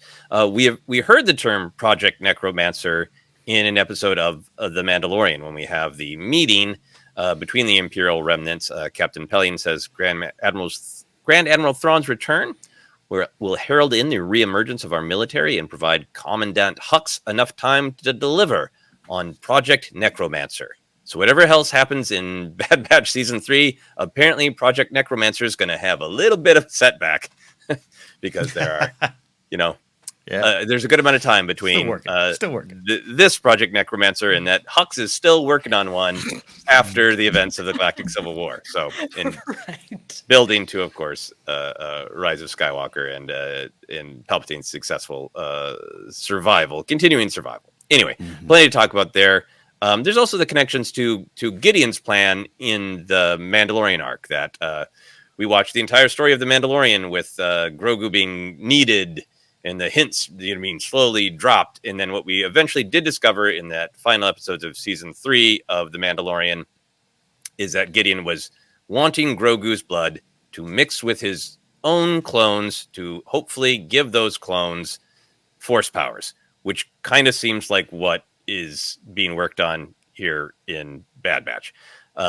This is what Gideon says in that episode of Mandalorian. My clones were finally going to be perfect. The best parts of me, but improved by adding the one thing I never had, the Force. I was isolating the potential to wield the Force and incorporating it into an unstoppable army. And you smothered them before they could draw their first breath. That line wasn't really relevant to our conversation, but fun. It's a great one. But I thought it's interesting that it's a very similar thing that he's up to. So I got a couple specific questions, but I just want to start with the big picture. Ken, how are you feeling about all this? How are you responding as a fan to connecting the threads to Palpatine's survival and on the way going through Mandalorian? I definitely like it. I'm not anti-connection. I think I'm obviously more driven and interested in the why. And we've talked and discussed here Gideon's why was selfishness for himself, not for a greater cause or greater empire, for himself. And Palpatine's is in the same, arena. He's not doing this for the good of others. He's doing this for the good of themselves. I do like. I still think there's. It's, you're using all the words in that M count, and I do want to get a T-shirt that says, save midichlorians, you cowards. But there's those fun morsels and connections are there. You mentioned them in the other properties. I'm still waiting for a curveball, and I'm excited for some sort of curveball as to what this might be. I don't think those specimens, could they be clones of Sheev? Could one of them have been Grogu? All those kind of things. I've already seen some of the excitement for it, and I'm glad people are excited for it, is what I'll say. I just can't wait to dive into the why of Palpatine's specific plan. Mm-hmm. Jennifer, what's your big picture reaction to this Project Necromancer through line across all this Star Wars storytelling? It was a moment where I went, oh, this is connected to the larger story, but I kind of just want to live here. Mm-hmm. I want to just see it unfold.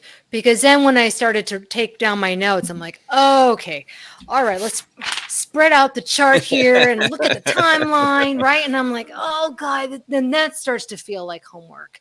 And that to me can be fun when I have the time to like digest all of that. This was very fast. I was just like, I'm just gonna let it unfold. I'm just gonna we'll see what happens next week on the Bad Batch, right? That's where I'm okay with just letting it play out. Because then I'm gonna start to do my own headcanon, have expectations, and that's when I get into dangerous territory. Yeah, and I have had some ideas and predictions that we'll talk about, and I want to be willing to let them go and release them and enjoy the story that we're presented with. I enjoyed this Project Necromancer thing from two perspectives. One is just what you're saying, Jennifer. What's the story we're in? And if this is the first Star Wars I saw, what would be the power and the value of it? Mm-hmm. And to me, that is so about like Palpatine is just this contrast to Omega. And you see him just surrounded by might and power and darkness and selfishness. And that's contrasted by like this one young child who just keeps saying nope to him in these little ways. And that's the power of Palpatine's presence. And if he is indeed, trying to clone himself with the idea in mind of like, eventually this body will die and I need another one to survive forever in. If that is the plan, it's such a great picture of selfishness in contrast to community. So that's like all the value of right now. And all these people being made to suffer, all of our Bad Batch friends being made to suffer for this one dude. But then in terms of like enjoying the canon, enjoying the larger storytelling, what I enjoy about it is, I just like the creepy story. I love horror in Star Wars, so I love that there's something literally called Project Necromancer, and this is just straight up horror stuff. But there's this tradition in Star Wars of sort of yes-anding in an improv way of something gets thrown out, and then it just gets built on. And, over the years, Lucas himself did it, right? He'll give kind of confusing interviews where he says, I always meant to do that. And some things he clearly did. And other things he's clearly like, wait, I didn't mean that. But what if Maul is back. Screw it. Yeah. Let's go. And this one idea becomes another idea and the storytelling grows and grows on itself. And I really like Project Necromancer from that perspective, from okay, well, threads of this have been floating around Star Wars forever, but then there's the, major decision to go this direction in Rise of Skywalker of Palpatine survived, and it's got something to do with dark science and cloning. Okay, well, let's start not fixing that story. I don't like that attitude myself. Let's not fix this. Let's not make this better, but let's yes and the ideas from this one part of Star Wars storytelling and say, how could that fit into other parts of Star Wars storytelling? In we get the whole Mandalorian arc, we get what's going on with Palpatine. The yes and perspective is the most interesting to me about this whole big connected story, rather than being in a rush to fill in timelines and be correct on guessing games. Yeah. Yeah. At the risk of sounding grumpy, that's why I've disconnected from a lot of approaches and channels. Even a job I had last year was a channel that was nothing more than, we know Star Wars because we're able to point at things and go, that's that. And I don't want to stop there. And I think I'm excited for these connections. I'm excited for the answer. I was hoping that camera was going to flip around from Hemlock and reveal either maybe Grogu going or someone else, or Quinlan Vos. I don't know. Palpatine's been trying to take Force sensitive kids' his entire existence. So all of it makes sense. I'm excited to see that. To work back. And I'm with you too. I think I look at Rise of Skywalker, Palpatine's return, having so much to do with the idea of not letting go, and the dark side not letting go, versus what we see with Luke, what we see with Leia, and the bigger things. But it also certainly connects with old Sheev and his lifelong obsession with power. So it's fun. It's in a good spot. I like to hear the M count and the Necromancer and all that stuff kind of show up here. Yeah. The M count I'm really torn on, because I'm in general like, please say it. But yeah, it also feels right. It sounds more scientific. Mm-hmm. It's what they say. Yeah. M count, and it feels like very few people, even within Mount Tantus, are privy to what is this actually all for. I really did like that clarity. We'll talk about it more. That they got a bunch of other projects going on that probably other scientists are more in charge of. And Hemlock's like, behind 8,000 lasers that will cut you into pieces.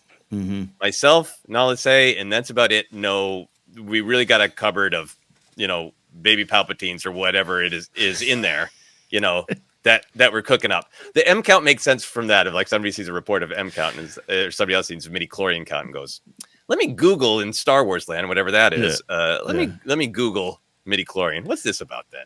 Go ahead. No, I have an image of little Cabbage Patch Palpatines and little black diapers, robes. I like it. Yeah, lightning coming out of everywhere, coming out of his little diapers. It just, I like that the story in Star Wars has been even Palpatine with his ability to just twist things and gamify things. Even he's smart enough to be like, let's keep the evil sorcerer thing a little quiet. And only very few people can know that I am totally an evil sorcerer who never wants to die. That's not a thing that I'm going to even try to put out in the public and spin. This is for a contained group of people to know about. I really love it as it rolls out in the life and times of Sheev Palpatine. Even going to the aftermath where he's got the contingency plan and he's got Sentinel droids, he's got Gallius Rex, and he's got a planet that he's digging into, and he's like, that's over there. And he probably lies to everyone else, and he's just like, oh, maybe Tarkin knows. Hemlock only knows this little section, and it's kind of a deadly but interesting quirk of Palpatine that he's just got like little secret cabinets in his soul that he's like hiding little experiments that are of a dark nature. Remember the various you remember the social media groups? Like I think I can't remember, it was the Google one. I can't even remember what it's called. Google Plus, who was like trying to get you to put your friends in circles. And I was like, oh, that's just an invitation to accidentally send the wrong snarky whisper behind this friend's back to the wrong circle. I think Palpatine's got lots of tight little Google circles, right? His close friends on his Instagram, which I've seen some celebrities accidentally share things on their Instagram story that were meant for close friends got released to the public. I like it. And that's why it's M count, not midichlorian count, is our headcanon argument here on ForceCenter. Yeah, just like that. And it's keeping very Star Wars of like, how do we hide something? Kind of out in the open. M count, Skywalker's kid, like, hey, it's okay. It's okay. So this is kind of a canon what if that I'm curious about your feelings on, Jennifer. So right now the plot in the story we're watching right now is that however Omega was cloned, whatever's different about her allows this experiment to take a step forward. It maybe can present a stable clone that has a high M count and has a connection to the Force. If it ends up being the long-term story is that Omega's blood is what allows Palpatine to successfully clone himself, there's a world where it is Omega's blood that allows Palpatine to clone Dathan, Rey's father. So is there a world where we're going to be celebrating Omega is, from a certain point of view, Rey's grandmother? And if so, how would you feel about that? This is where I was this morning with my little spreadsheet, because I'm like connecting the dots, right? And I'm like, spreadsheet. Oh no, I mean, it was from my imaginary spreadsheet, but in my imaginary spreadsheet, I was like, holy Sith, she is the grandmother of Rey, and I kind of like it. I don't know. It makes me feel a little bit more comforted than thinking about the Palpatine aspect of it. Do you know what I mean? This I can get behind. The Palpatine stuff I've always had a kind of a problem with. I don't know. I think it's just like my spirit. I don't like him. I don't like the guy. No, so yeah. I don't like the guy. Imagine if No, sir, I like the guy, but he's got some problems. Made some bad choices. No, and then it also made me think, could we see Omega in live action? This is where I'm headed. This is what I want. Omega's the whole Bad Batch's fate, but Omega in particular, because she's young and because this is a story of her classic Star Wars coming of age story. Where are we going to leave her? How is she going to have an impact? Is a big question. Yeah. Look. Yeah. And look, I'll say Rey, when we meet her, is a flower growing in the Jakku concrete landscape there. So there's some emotional connections. Yeah, there's absolutely some emotional connection, and we'll wait and see how it all plays out. I'm not rushing out and saying this is Star Wars reveals Omega. That article is probably going to be out by the time we're done recording. Star Wars reveals Omega is Rey's grandmother, but I want that on a T-shirt. Omega is Rey's grandmother. If you know, you know. So I want to talk about this larger sort of plan. So there's the conversation with Hemlock and Palpatine. Obviously, Palpatine is there to see this secret Project Necromancer. That's everything to him, everything to the Empire. But Hemlock says the exotic matter facilities have been expanded, providing alteration and testing of much larger assets. And Palpatine's like, good, I have need of grand design. So to me, it sounds like there's other experiments going on. We know they're still working with Zillo Beast business. I kind of felt like the Lurka Beasts aren't just guards, that there's some amount of experimenting going on with them. This could be entirely wrong, but I got the vibe that there's something in the food and that's controlling them, changing them, that kind of thing. How do you guys feel about the clarity of Project Necromancer is what Palpatine cares about versus could the season deal with any sort of other larger experiment that is going on Mount Tantus? Jennifer, what are your thoughts there? I think it could be certainly a B story or maybe an episode devoted to that. Because I think spending the whole time on Project Necromancer, then it feels like too much connectedness. That's when I start asking some questions about like timeline wise. Well, we know it's got to fail. Something can't work right. So I think having or seeing these other projects, I think is interesting to me. I want to know what are they doing and how are they doing it? How are they controlling these creatures or beasts or whatever they're doing? Yeah, I think I want to really own that on a couple of our Bad Batch broadcasts. I've been real hot and bothered about the idea that, Project Necromancer will probably be touched on, but I was really taken with the idea from some of Hemlock's dialogue in the end of season 2, talking about using the Kaminoan technology to ensure a pacified, just society. And kind of this idea like, are they going to a place where it isn't just about cloning Palpatine, that there is a concern of, the clones with the inhibitor chip were a great experiment in controlling autonomy and getting people to believe things. And wouldn't it be great if we could work on that inhibitor chip technology and fly a ship over Alderaan and turn inhibitor chips into Wi-Fi, and now Bale thinks Palpatine's the greatest guy ever. I was curious to see if they go in any sort of direction like that with a plan that's about agency and taking everybody's away, because the story has so much been about the clones going, no, we have agency. They even had it in the previously on with Cody saying that we choose. That's at the end of the day, clones choose. We're individuals. That's where we are. I think for me, what I want to let that go. If that's clearly like Project Necromancer is the focus, that's great.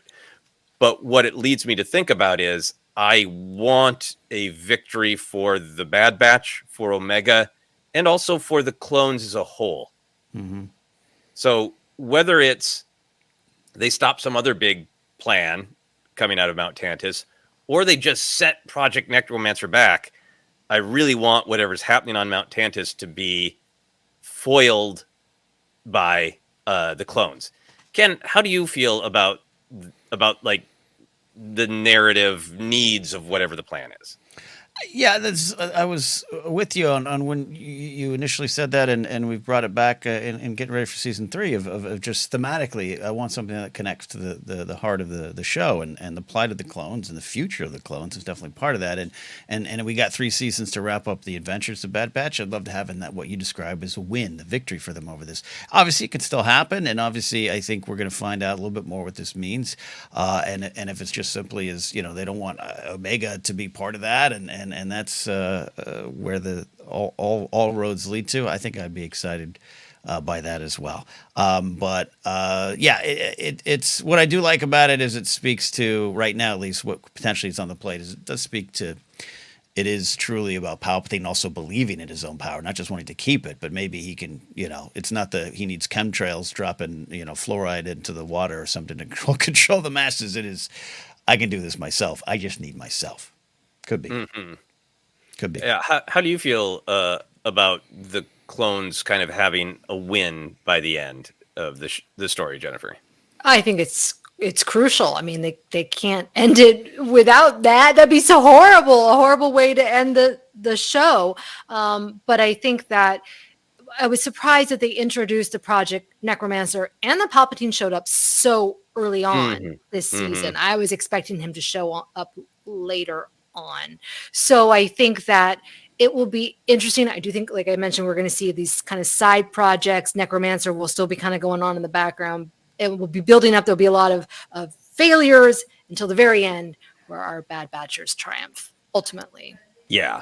I think for me, I love all the storytelling that's happened, so I absolutely trust whatever happens. I think for me, if it is setting Project Necromancer back, I'm fine with that, because I think more than anything, what I want is for them to have some sort of agency. So it seems like Project Necromancer probably does get set back in terms of just timeline stuff, and the fact that Pershing is still working at kind of perfecting it. He needs more time with Grogu. It's not like he's just like, yeah, this is well-known science, and it's and it's been well recorded and it's easily accessible.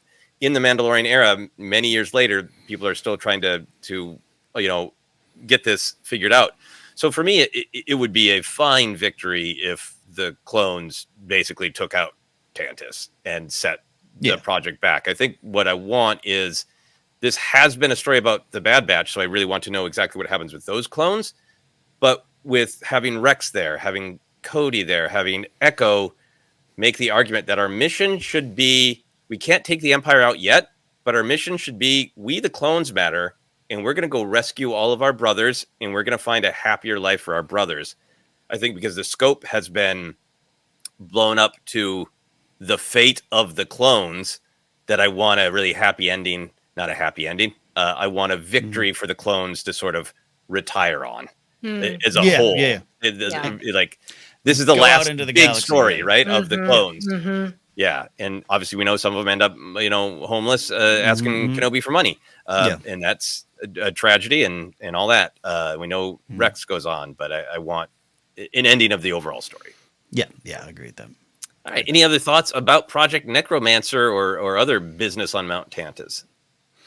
No, I'm excited for it. I again love that Palpatine has a lot. I love that Palpatine flew all that way for like a 5-second business meeting.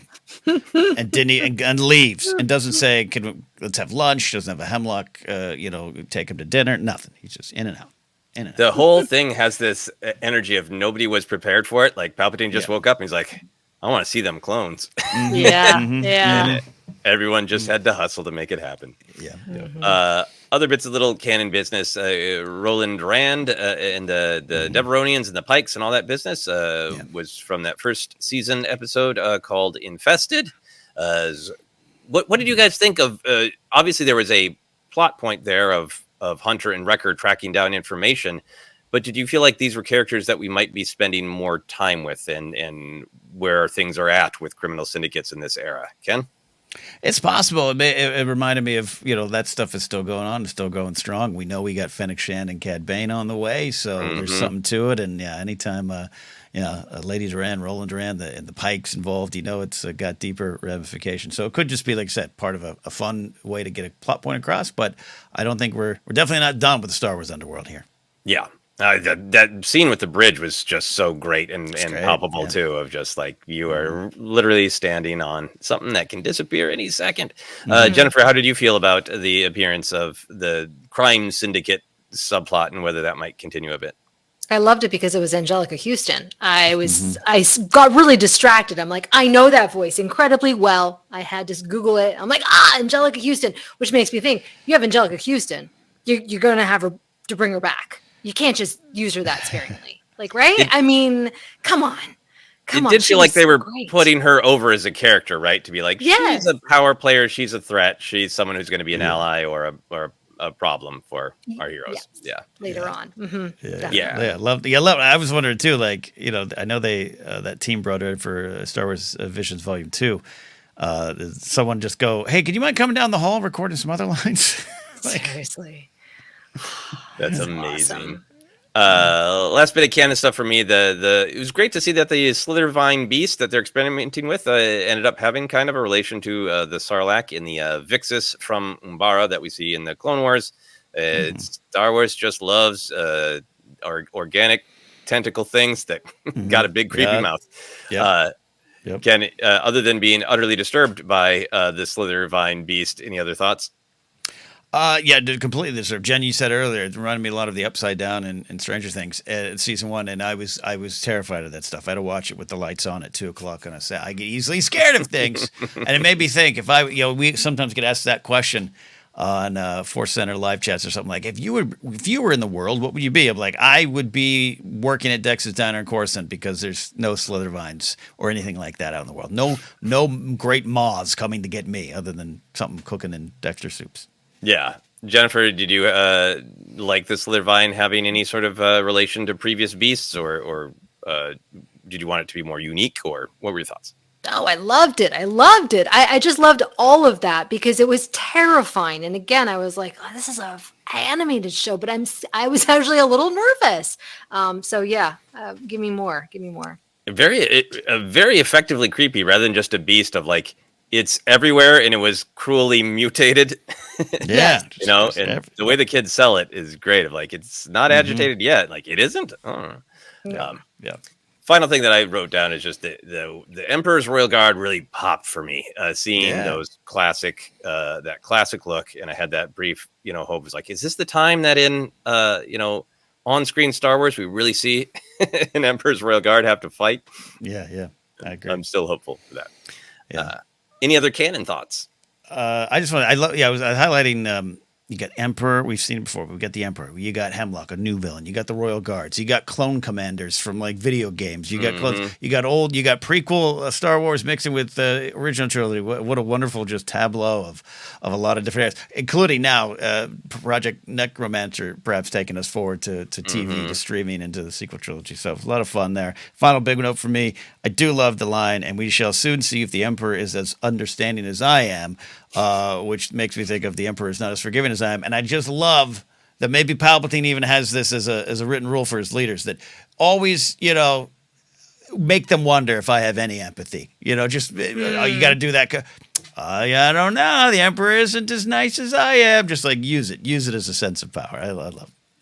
It is this.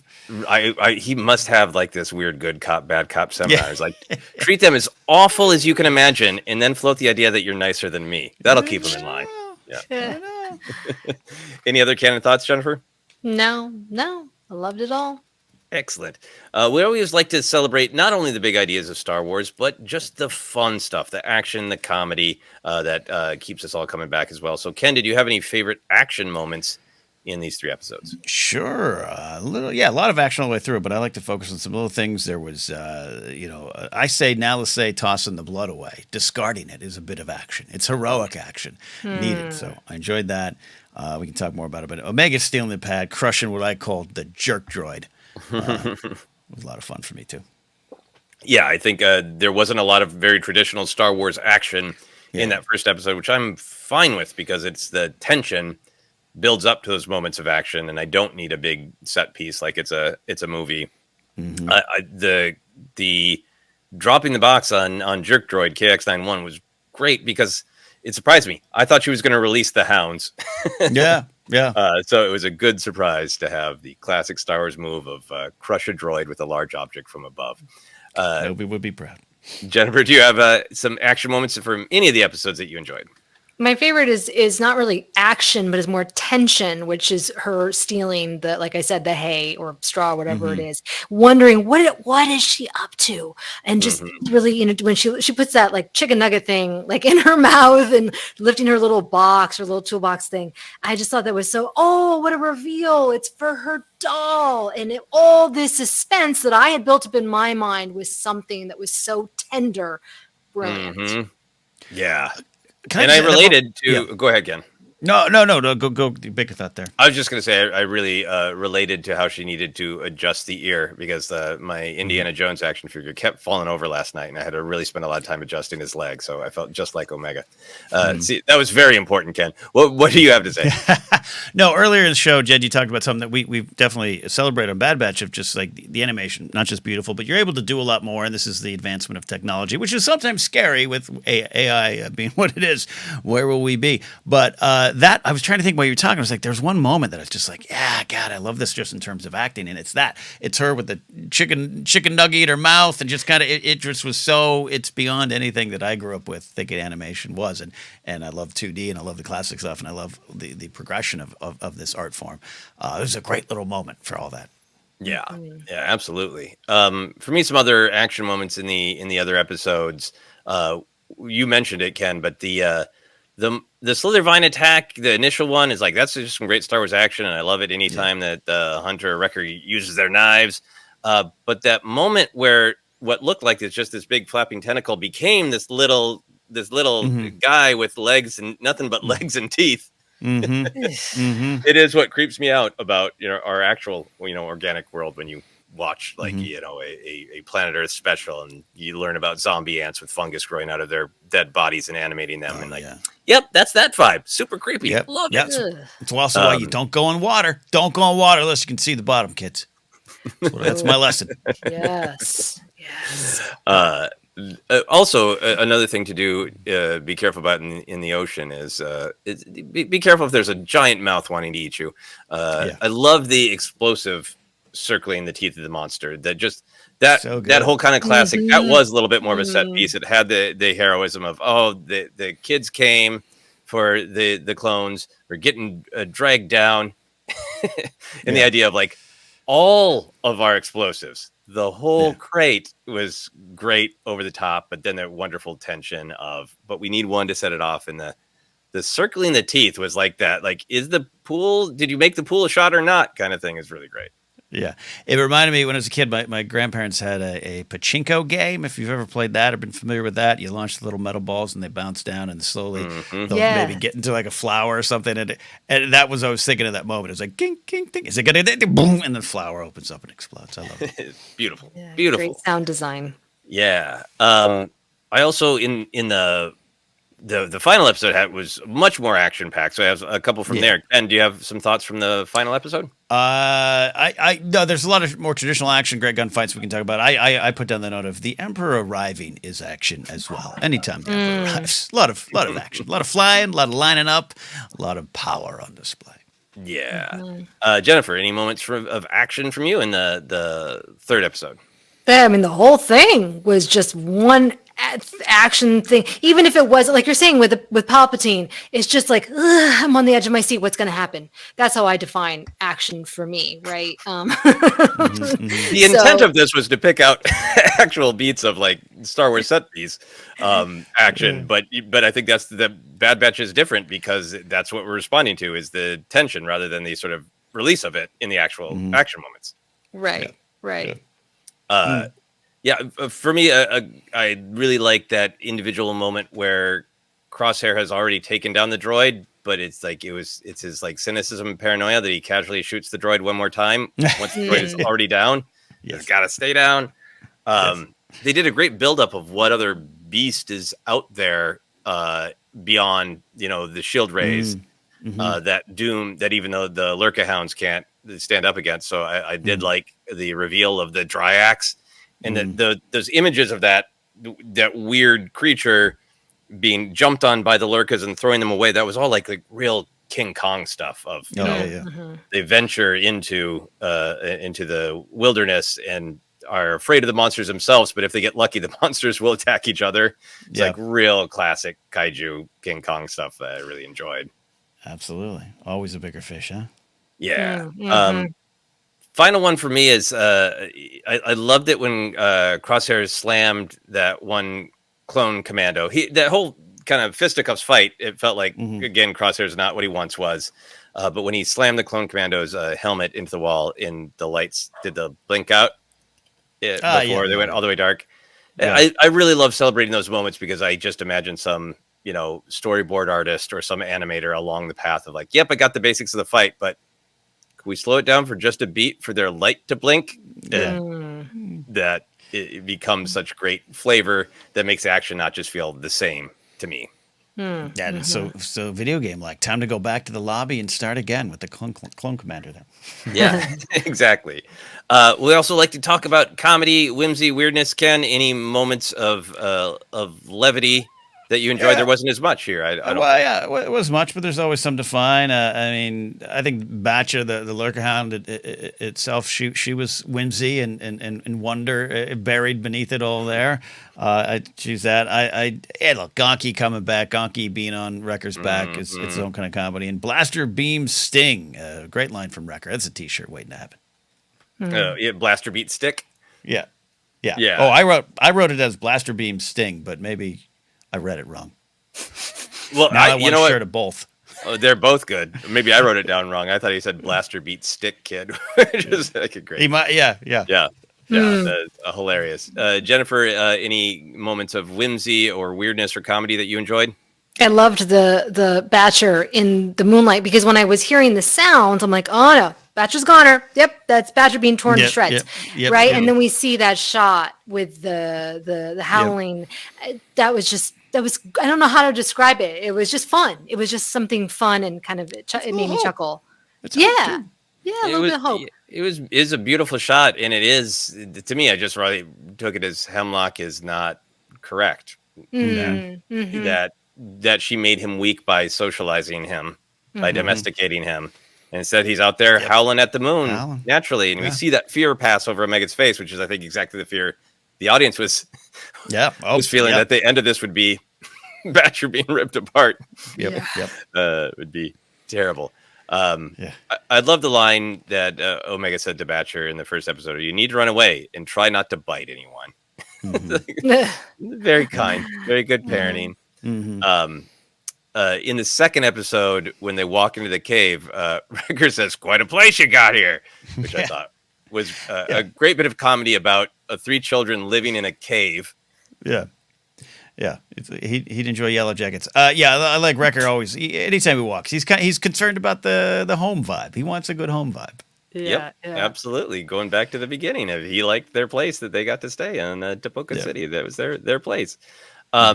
Anything from the last episode from you, Ken? Any moment of comedy? Yeah, cause you mentioned there's a great. I love Crosshair. Like, have you found a weak point? Not really. I'm kind of improvising, thematically rich, but just got a funny beat. And then, kicking a mouse droid. I don't know if I agree with it, but I think mouse droids are always painted as a little annoying. I think they're kind of cute, but I loved Omega kicking the mouse droid out of the elevator. Yeah, he was. I thought that one was one of the highlights for me. How about for you, Jennifer? Anything in the final episode? Yeah, the whole escape, there were moments of levity, which I really appreciated. And like you guys both mentioned when he's like, did Tech teach you the plan? And she says, yes. He was like, of course he did. Like, it was funny, but in comedic, but it was also like, oh, Tech was such a great character. What a shame. I teared up because like I did miss Tech. I think I missed some of the comedy. I felt the loss of there's the sadness that he died, but there's just the loss of his presence in the show. In that moment, like brought him back for a second of his insistence of like being very technical, being very specific, learn everything in the way Crosshair said, of course you did. It's like the nicest thing or of course he did. It's like the nicest thing Crosshair's ever said about Tech. Yeah. Made me tear up. A couple other ones from the final episode for me. I loved Crosshair's delivery, and I thought he kind of stepped up and was a little bit of the comedy. And like, the Emperor's here. Another reason this was not the day to wing an escape. And his very droll sarcasm on that. Oh, good, killer hounds. Yes. Absolutely great stuff. All right. Was there anything that either of you disliked or questioned about these episodes? Jennifer, was there anything that you bumped against and were challenged by? No, the only thing I could think of was that now I'm going to assume that Asajj Ventress is going to be a bounty hunter that's going to go after Omega. And that made me a little bummed out. I mean, maybe not, which again brings up the whole issue about whether she's alive, and no, it's not going to conflict with Dark Disciple. So I don't know where my head is on that. But that's just instinctively where I went. But then when I start to unravel that thread, I'm like, well, that doesn't make any sense. Yeah. Well, and it could be that she starts out bounty hunting and from her life experiences, like, yeah, no, I'm not. I'm not doing anything bad to this girl. Yeah. Right. It doesn't feel like Asajj, where she's at, is going to do anything. Hopefully an Omega ally. Ken, was there anything you disliked or questioned about these 3 episodes?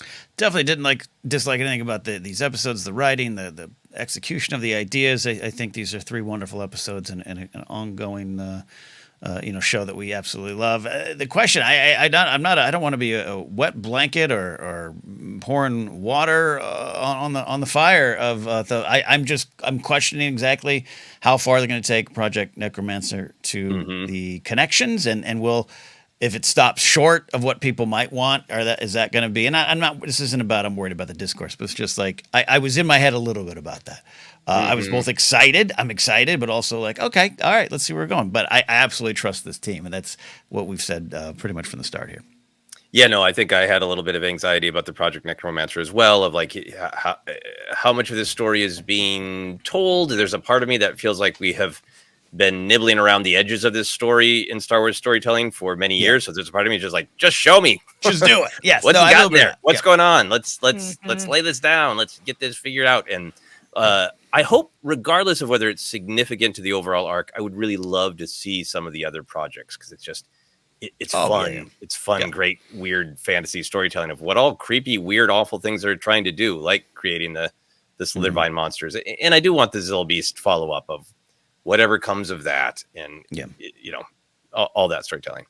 I'm sure this is just totally like contract stuff too. This is the other only tiny issue I could find. Ian McDermott's pretty deep in the credits there for being Ian McDermott. He doesn't get his own card. Come on. And a sizable portion of that episode too. Yep. And some amazing stuff. Well, as we wrap up here, Ken, is there anything that we haven't talked about that you wanted to touch on? Tech 2.0. I am all in on that. We saw that figure that's from the trailer. He's just kind of sitting there doing a humph, walks away. I'm waiting to see that reveal. And if your absolutely gut-wrenching tech theory comes true, sir. Well, we'll see. Yes, my gut-wrenching theory for anybody who hasn't watched is that not that the tech we know would have survived, but perhaps that they would clone tech, so we would indeed meet a new tech, and yet he is the same but different because he doesn't have the life experiences of the tech we know. I have no idea whether that's going to happen, but I do feel like some more tech resolution is probably needed as Hunter stares at everything he's lost between the doll for Omega and the goggles for Tech, that we're not done telling that story. So I am excited to see what that's about.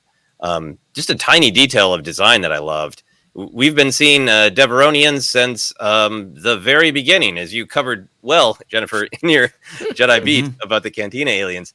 I don't remember if we've seen them before with their cool armor that goes over the horns. That was just like a really cool design that I really loved. Jennifer, anything else that we haven't talked about that you wanted to touch on? No, I can't think of anything at the moment. Yeah, I'm just going to probably go back and rewatch these episodes before next week. Yeah. Looking forward to next week. Well, we always like to wrap up with a fun question on our report shows. So, Ken, if you could have a figure or merch of any character inspired by these episodes, who or what would you want? I got 3 choices, but I'm going to choose the one that I think I'd most likely get, and it's Omega's lunch pail. I want, it's multi-leveled and you can hide things. I like storage. I'd have an Omega's lunch pail purchase in my future if that was real. It would be pretty fun to go to Galaxy's Edge and say, I want the chicken nuggets that are meant for the space dogs. Yeah. I'm going to eat those. Yeah. Sell those. Sell that little pack. Yeah. Why not? Jennifer, what merch or figure would you want inspired by these episodes? Well, now I want that too. And I bet you I could like makeshift an old toolbox or something. Yeah, Gosh, that would be really fun. But no, I actually think about for an action figure or maybe like a really beautiful statue would be Omega holding her little doll, her straw doll. I think that would just be really, really sweet. Like a precious moment, Star Wars style. Yeah. I think that is probably, out of all of the weird things we've wished for, probably the most realistic. That image of Omega with that straw doll is so powerful that I'm sure we're going to see many different images of it. Endless cosplay. I'm betting at the next Star Wars celebration of Omega's with straw Lula dolls. My main one, and I'll only say this on the first episode of the Bad Batch report for season 3, and then I'll let it go. The main thing I want to see is the damn Bad Batch in 3 3/4 vintage. They have only made Hunter so far, and not the other main characters for vintage. They have them in Black Series. So, man, I'd really love if they got caught up with the audience love of the Bad Batch. For this specific episode, I loved the design of the Project Necromancer room once we got past all the lasers. And it, we all kind of poke fun at Beaumont Kin's, cloning, dark magic, blah, blah, blah line. That room looked exactly like what Beaumont Kin was talking about. With like, it looks technological, but with like all the weird shapes and the red lights running between them, it's just, it's so great. So I was like, exactly. And I was like, do I want a playset of that? Like, no, here's what I want, because I want to know exactly what's in all those tubes. I want an ice mold of Palpatine's clone room, so I could open it up, pour the water in, make whatever clone is in there, make a little ice shape of them, and then you put them in my drinks. Wow. I love that. That's great. Yeah. Palpatine clone room ice mold is my desire. Well, we'll see which of these merches, which of these desires come true, but that is it. That is our big look at the first 3 episodes of season 3 of Bad Batch. Ken, you want to take us home? I do. We're the ForceCenter Pod. Thanks for those who are joining us as always and are here with us for the Bad Batch run. If you just tuning in or listening for the first time, you can find us on Twitter and Threads at ForceCenter Pod. We're on Instagram and Facebook as well. ForceCenter Podcast over there. YouTube channel. If you're listening on the podcast, head over there, subscribe, watch our faces, watch Jen's dog attack a window. It's one of the highlights of this episode. And also, you can get merch at tpublic.com/user/ForceCenter Podcast. It's available. A lot of spots. Just search or find us. You can support us directly at patreon.com/ForceCenter. Follow me at Ken Napzok, or go to my website, kennapzok.com. Got some comedy dates locally, early March, hitting up some stuff, and then Boston in early April, information to come. Jen, where can they find you? Be sure to check out my first Jedi Beat episode right here on this YouTube channel, the ForceCenter channel. However, you can also find me on other social media sites like YouTube and Instagram and everywhere else at Jennifer Landa, or TikTok at Jennifer Landa 1138. All right, sir, take us home. Where can they lodge also their agreements with your complaint that there's not enough vintage figures, including, I was thinking they need a wrecker with Gonky on his back like Chewie and 3PO from the Empire line. Yeah, That was yeah. So where can they find you? That was some high quality Gonky content. That was great. Good. Anyway, good you can Gonky. find me on all the social media at Joseph Scrimshaw is my handle pretty much everywhere. I'm trying to spend some time on Blue Sky, so if you want to check that one out and give it a try, you can find me there. You can also find my weekly blog letter. It's called Finish Your Monsters. It is talking about creative adventures and trying to stay inspired while also being realistic about how it can be a difficult path. That is findable by just going to button down and searching for Finish Your Monsters. That is it. This is the end of the Bad Batch Report.